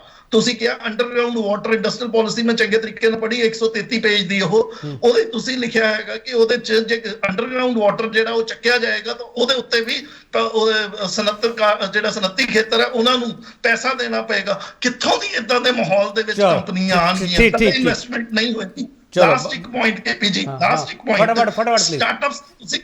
ਸਟਾਰਟਅਪਸ ਦੀ ਆਮ ਆਦਮੀ ਪਾਰਟੀ ਸਟਾਰਟਅਪਸ ਦੀ ਗੱਲ ਕਰ ਰਹੀ ਹੈ। ਸਟਾਰਟਅਪ ਤਾਂ ਬੰਦ ਹੁੰਦੇ ਫਿਰਦੇ ਨੇ ਸਾਰੇ ਸਟਾਰਟਅਪਸ ਦੇ ਵਿੱਚੋਂ ਤਾਂ ਅਸੀਂ ਨੌਕਰੀਆਂ ਖੁੱਸਦੀਆਂ ਦੇਖ ਲਈਆਂ। 18,000 ਨੌਕਰੀ ਇਸ ਸਾਲ ਦੇ ਵਿੱਚ ਚੱਲੇਗੀ। ਅਸੀਂ ਸਟਾਰਟਅਪਸ ਨੂੰ ਕੀ ਕਰਨਾ ਹੈਗਾ? ਇੰਡਸਟਰੀਅਲ ਪਾਲਿਸੀ ਸਟਾਰਟਅਪਸ ਦੇ ਨਾਲ ਨਹੀਂ, ਬ੍ਰਿਕ ਐਂਡ ਮੋਰਟਾਰ ਸਟੋਰਸ ਜਿਹੜੇ ਨੇ ਉਹਦੇ ਨਾਲ ਬਣ ਕੇ ਚੱਲੇ ਔਰ ਸਰਕਾਰ ਆਪ ਉਹਦੇ ਤੇ ਇਨਵੈਸਟਮੈਂਟ ਕਰੇ ਪਹਿਲੋਂ। ਚਲੋ ਅਹਿਬਾਬ ਸਿੰਘ ਗਰੇਵਾਲ, ਤੁਸੀਂ ਮੁੱਖ ਮੰਤਰੀ ਸਾਹਿਬ ਨੇ ਇੱਕ ਬਿਆਨ ਦਿੱਤਾ 에ਅਰ ਕਨੈਕਟੀਵਿਟੀ ਪੰਜਾਬ ਵਿੱਚ ਬਹੁਤ ਅੱਛੀ ਹੈ। ਤੁਹਾਡੇ ਮੈਂਬਰ ਪਾਰਲੀਮੈਂਟ ਸੰਸਦ ਵਿੱਚ ਇਹ ਗੱਲ ਕਹਿੰਦੇ ਆ ਕਿ ਕੌਮਾਂਤਰੀ ਉਡਾਨਾਂ ਇੱਥੇ ਹੈ ਨਹੀਂ ਤੇ ਇੰਟਰਨੈਸ਼ਨਲ 에ਅਰਪੋਰਟ ਸਿਰਫ ਨਾਮ ਦੇ ਆ। ਇੱਕ ਤੀਜਾ ਬਿਆਨ ਮੁੱਖ ਮੰਤਰੀ ਸਾਹਿਬ ਦਾ ਇਹ ਹੁੰਦਾ ਕਿ ਆਈਲੈਟਸ ਕਰਕੇ ਨੌਜਵਾਨ ਆ ਜਿਹੜੇ ਜਹਾਜ਼ ਨਹੀਂ ਚੜਿਆ ਕਰਨਗੇ। ਫਿਰ ਸਰ ਆਪਾਂ 에ਅਰਪੋਰਟ ਆਪਾਂ ਸੁਧਾਰਨੇ ਕਿਉਂ ਆ ਸਰ? ਜੇ ਆਪਾਂ ਉਡਾਨਾਂ ਚਲਾਉਣੀਆਂ ਹੀ ਨਹੀਂ ਗਿਆ, ਮੁੰਡਿਆਂ ਨੂੰ ਨਹੀਂ ਜਾਣ ਦੇਣਾਗਾ, ਤੁਹਾਡੀ ਪਾਲਿਸੀ ਏਡੀ ਜ਼ਬਰਦਸਤ ਆ ਰਹੀ ਹੈ ਗਰੇਵਾਲ ਸਾਹਿਬ। ਫਿਰ ਆਪਾਂ ਛੱਡੀਏ ਨਾ ਪ੍ਰਵਾਸ ਦਾ ਮੁੱਦਾ। ਪ੍ਰਵਾਸ ਹੁਣ ਪੰਜਾਬ ਦਾ ਨੌਜਵਾਨ ਨਹੀਂ ਕਰੂਗਾ, ਰੁਜ਼ਗਾਰ ਹੀ ਰੁਜ਼ਗਾਰ, 12 ਲੱਗ ਜਾਣਗੇ ਨਵੇਂ ਸਾਲ। ਗਰੇਵਾਲ ਸਾਹਿਬ ਕੇਪੀ ਜੀ ਦੇਖੋ, 에ਅਰਪੋਰਟ ਤਾਂ ਜਦੋਂ ਪੰਜਾਬ 'ਚ ਨਹੀਂ ਸੀ ਉਦੋਂ ਵੀ ਦਿੱਲੀ ਤੋਂ ਜਹਾਜ਼ ਚੜੀ ਜਾਂਦੇ ਸੀਗੇ, ਉਹਦਾ ਕੋਈ ਫਰਕ ਨਹੀਂ ਪੈਂਦਾ। ਹਾਂ ਅਸੀਂ ਕਹਿ ਰਹੇ ਸਾਨੂੰ ਬੈਟਰ ਕਨੈਕਟੀਵਿਟੀ ਦਿਓ, ਅਸੀਂ 에ਅਰ ਕਾਰਗੋ ਕਰੀਏ। ਖੋਸਲਾ ਜੀ ਨੇ ਬੜਾ ਸਹੀ ਪੁਆਇੰਟ ਚੱਕਿਆ ਸੀ ਕਿ 2200 ਕਰੋੜ ਕੈਪੀਟਲ ਐਕਸਪੈਂਡੀਚਰ ਹੈ। ਯੈਸ ਸਰ ਸਾਨੂੰ ਇਹ ਪਤਾ ਲੱਗਿਆ ਇਹਦੇ 'ਚ ਦੇਰ ਵਰ ਲੂਪਹੋਲਸ, ਦੇਰ ਵਰ ਲੀਕਸ। ਅਸੀਂ ਉਹਨਾਂ ਨੂੰ ਪਲੱਗ ਕਰ ਰਹੇ ਹਾਂ, ਪੈਸੇ ਪੂਰੇ ਲਾਵਾਂਗੇ। ਪਹਿਲੀ ਗੱਲ 53% ਬਜਟ ਡੈਫਿਸਿਟ ਹੈ ਸਰ, 1 ਰੁਪਈਆ ਸੋਚ ਕੇ ਖਰਚਣਾ ਪੈਣਾ।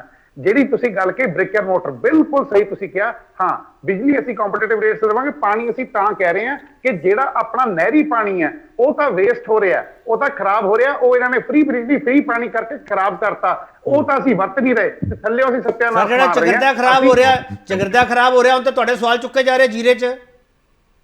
ਬਿਲਕੁਲ ਸਰ, ਬਿਲਕੁਲ ਖਰਾਬ ਹੋ ਰਿਹਾ। ਉਹਦੇ ਤੇ ਮੈਂ ਤੁਹਾਨੂੰ ਬਿਲਕੁਲ ਉਹੀ ਗੱਲ ਕਹਿ ਰਿਹਾ ਕੇਪੀ ਜੀ, ਸ਼ਾਇਦ ਨਹੀਂ ਤੁਹਾਡੇ ਡਿਬੇਟ ਤੇ ਸੀ। ਅਸੀਂ ਕੱਲਾ ਜੀਰਾ ਥੋੜੀ ਜੀ, ਤੁਸੀਂ ਪੰਜਾਬ ਦੇ ਕਿਹੜੇ ਇਲਾਕੇ 'ਚ ਜਿੱਥੇ ਪਾਣੀ ਦਾ ਸੱਤਿਆਨਾਸ਼ ਨਹੀਂ ਵੜਿਆ ਉੱਥੇ 5 ਕਮੇਟੀਆਂ ਬਾੜਤੀਆਂ ਕਿ ਫਰੋਲ ਲੋ ਸਾਰੀ ਫੈਕਟਰੀ। ਜੇ ਕਿਤੇ ਕੋ ਖਰਾਬ ਕਰਦੇ ਇੱਕ ਆਖਰੀ ਸਵਾਲ ਦਾ ਜਵਾਬ ਦੇ ਦਿਓ ਗਰੇਵਾਲ ਸਾਹਿਬ, ਇੱਕ ਆਖਰੀ ਸਵਾਲ ਦਾ ਜਵਾਬ ਦੇ ਦਿਓ। ਦੋਨੋਂ ਪਾਰਟੀਆਂ ਨੇ BMW ਵਾਲਾ ਸਵਾਲ ਕੀਤਾ ਤੁਹਾਡੇ ਤੋਂ, ਉਹਦਾ ਤਾਂ ਜਵਾਬ ਦਿੰਦਾ ਸਰ। ਮੈਂ ਕਦੇ ਸੋਚਿਆ ਨਹੀਂ ਸੀ ਕਿ ਇੰਨੀ ਵਿੰਡਿਕਟਿਵ ਪੋਲਿਟਿਕਸ ਹੋਊਗੀ। ਜਿਵੇਂ ਲਾਸਟ ਮਿੰਟ ਮਹਾਰਾਸ਼ਟਰ ਤੋਂ ਉਹ ਇੰਡਸਟਰੀ ਚੱਕ ਕੇ ਗੁਜਰਾਤ ਲੈ ਕੇ ਗਈ ਹੈ ਨਾ ਜੀ, ਤੁਹਾਨੂੰ ਪਤਾ ਨਹੀਂ ਕਿਸ ਤਰੀਕੇ ਨਾਲ ਪ੍ਰੈਸ਼ਰ ਪਾਇਆ ਗਿਆ, ਕਿਸ ਤਰੀਕੇ ਨਾਲ ਪ੍ਰੈਸ਼ਰ ਪਾਇਆ ਗਿਆ ਕੇਂਦਰ ਗਵਰਨਮੈਂਟ ਵੱਲੋਂ ਕਿ ਇਸ ਚੀਜ਼ ਨੂੰ ਡਿਨਾਈ ਕਰੋ। It is so surprising. On record statement ਦੇ ਦੇਣਗੇ ਮੁੱਖ ਮੰਤਰੀ ਸਾਹਿਬ ਇਹ। Sir we are not that petty ਕਿ ਚਲੋ ਬਹੁਤ ਧੰਨਵਾਦ ਗਹਿਬਾਬ ਸਿੰਘ ਗਰੇਵਾਲ। ਮੇਰੇ ਕੋਲ ਵਕਤ ਨਹੀਂ ਹੈ। ਬਹੁਤ ਧੰਨਵਾਦ ਤੁਹਾਡਾ। ਕਮਰ ਹਰਪ੍ਰੀਤ ਸਿੰਘ ਤੁਹਾਡਾ ਬਹੁਤ ਧੰਨਵਾਦ। ਸੰਜੇ ਕਪੂਰ ਤੁਹਾਡਾ ਬਹੁਤ ਧੰਨਵਾਦ। ਡਾਕਟਰ ਜੀਵ ਖੋਸਲਾ ਤੁਹਾਡਾ ਬਹੁਤ ਧੰਨਵਾਦ। ਡਾਕਟਰ ਖੋਸਲਾ ਨੇ ਆંકੜੇ ਦਿੱਤੇ ਹੈਗੇ, ਉਹਨਾਂ ਨੂੰ ਸਾਨੂੰ ਸਮਝਣਾ ਪਵੇਗਾ। ਜੇ ਸਾਨੂੰ ਪਹਾੜੀ ਸੂਬਿਆਂ ਦੇ ਨਾਲ ਕੰਪੈਰੀਜ਼ਨ ਕਰਨਾ ਪੈ ਰਿਹਾ ਉਹਨੂੰ ਵੀ ਸਮਝਣਾ ਪਵੇਗਾ। ਜਿਹੜੇ ਇਨਵੈਸਟ ਪੰਜਾਬ ਵਿੱਚ ਸਮਿਟ ਹੋਈਆਂ ਉਹਦੇ ਵਿੱਚ ਅਸੀਂ ਖੱਟਿਆ ਕਿ ਉਹਨੂੰ ਵੀ ਸਮਝਣਾ ਪਵੇਗਾ। ਜਿਹੜੇ MOU ਸਾਈਨ ਹੁੰਦੇ ਆ ਜ਼ਮੀਨ ਤੇ ਕਿੰਨੇ ਉਤਰਦੇ ਆ ਸਾਨੂੰ ਉਹਨੂੰ ਵੀ ਸਮਝਣਾ ਪਊਗਾ। ਜਿਹੜੇ ਇਸ ਵਕਤ ਵਿਆਜ ਦਰਾਂ ਹੈਗੀਆਂ ਉਹ 2024-25 ਤੱਕ ਕਿੱਥੇ ਜਾਣਗੀਆਂ ਸਾਨੂੰ ਉਹਨੂੰ ਵੀ ਸਮਝਣਾ ਪਊਗਾ। ਤੇ ਇਸ ਸਾਰੇ ਦੌਰ ਨੂੰ ਸਮਝਾਂਗੇ। ਉਸ ਤੋਂ ਬਾਅਦ ਨੌਜਵਾਨਾਂ ਨੂੰ ਮੈਂ ਅਪੀਲ ਕਰਦਾ ਕਿ ਤੁਸੀਂ ਸਾਰੇ ਇਹ ਅੰਕੜੇ ਸਮਝੋ, ਬੁੱਝੋ। ਉਸ ਤੋਂ ਬਾਅਦ ਤੁਸੀਂ ਸੋਚੋ ਤੁਹਾਨੂੰ ਰੁਜ਼ਗਾਰ ਕਿਹੜੀ ਸਰਕਾਰ ਕਿਵੇਂ ਦੇਵੇਗੀ। ਬਹੁਤ ਧੰਨਵਾਦ।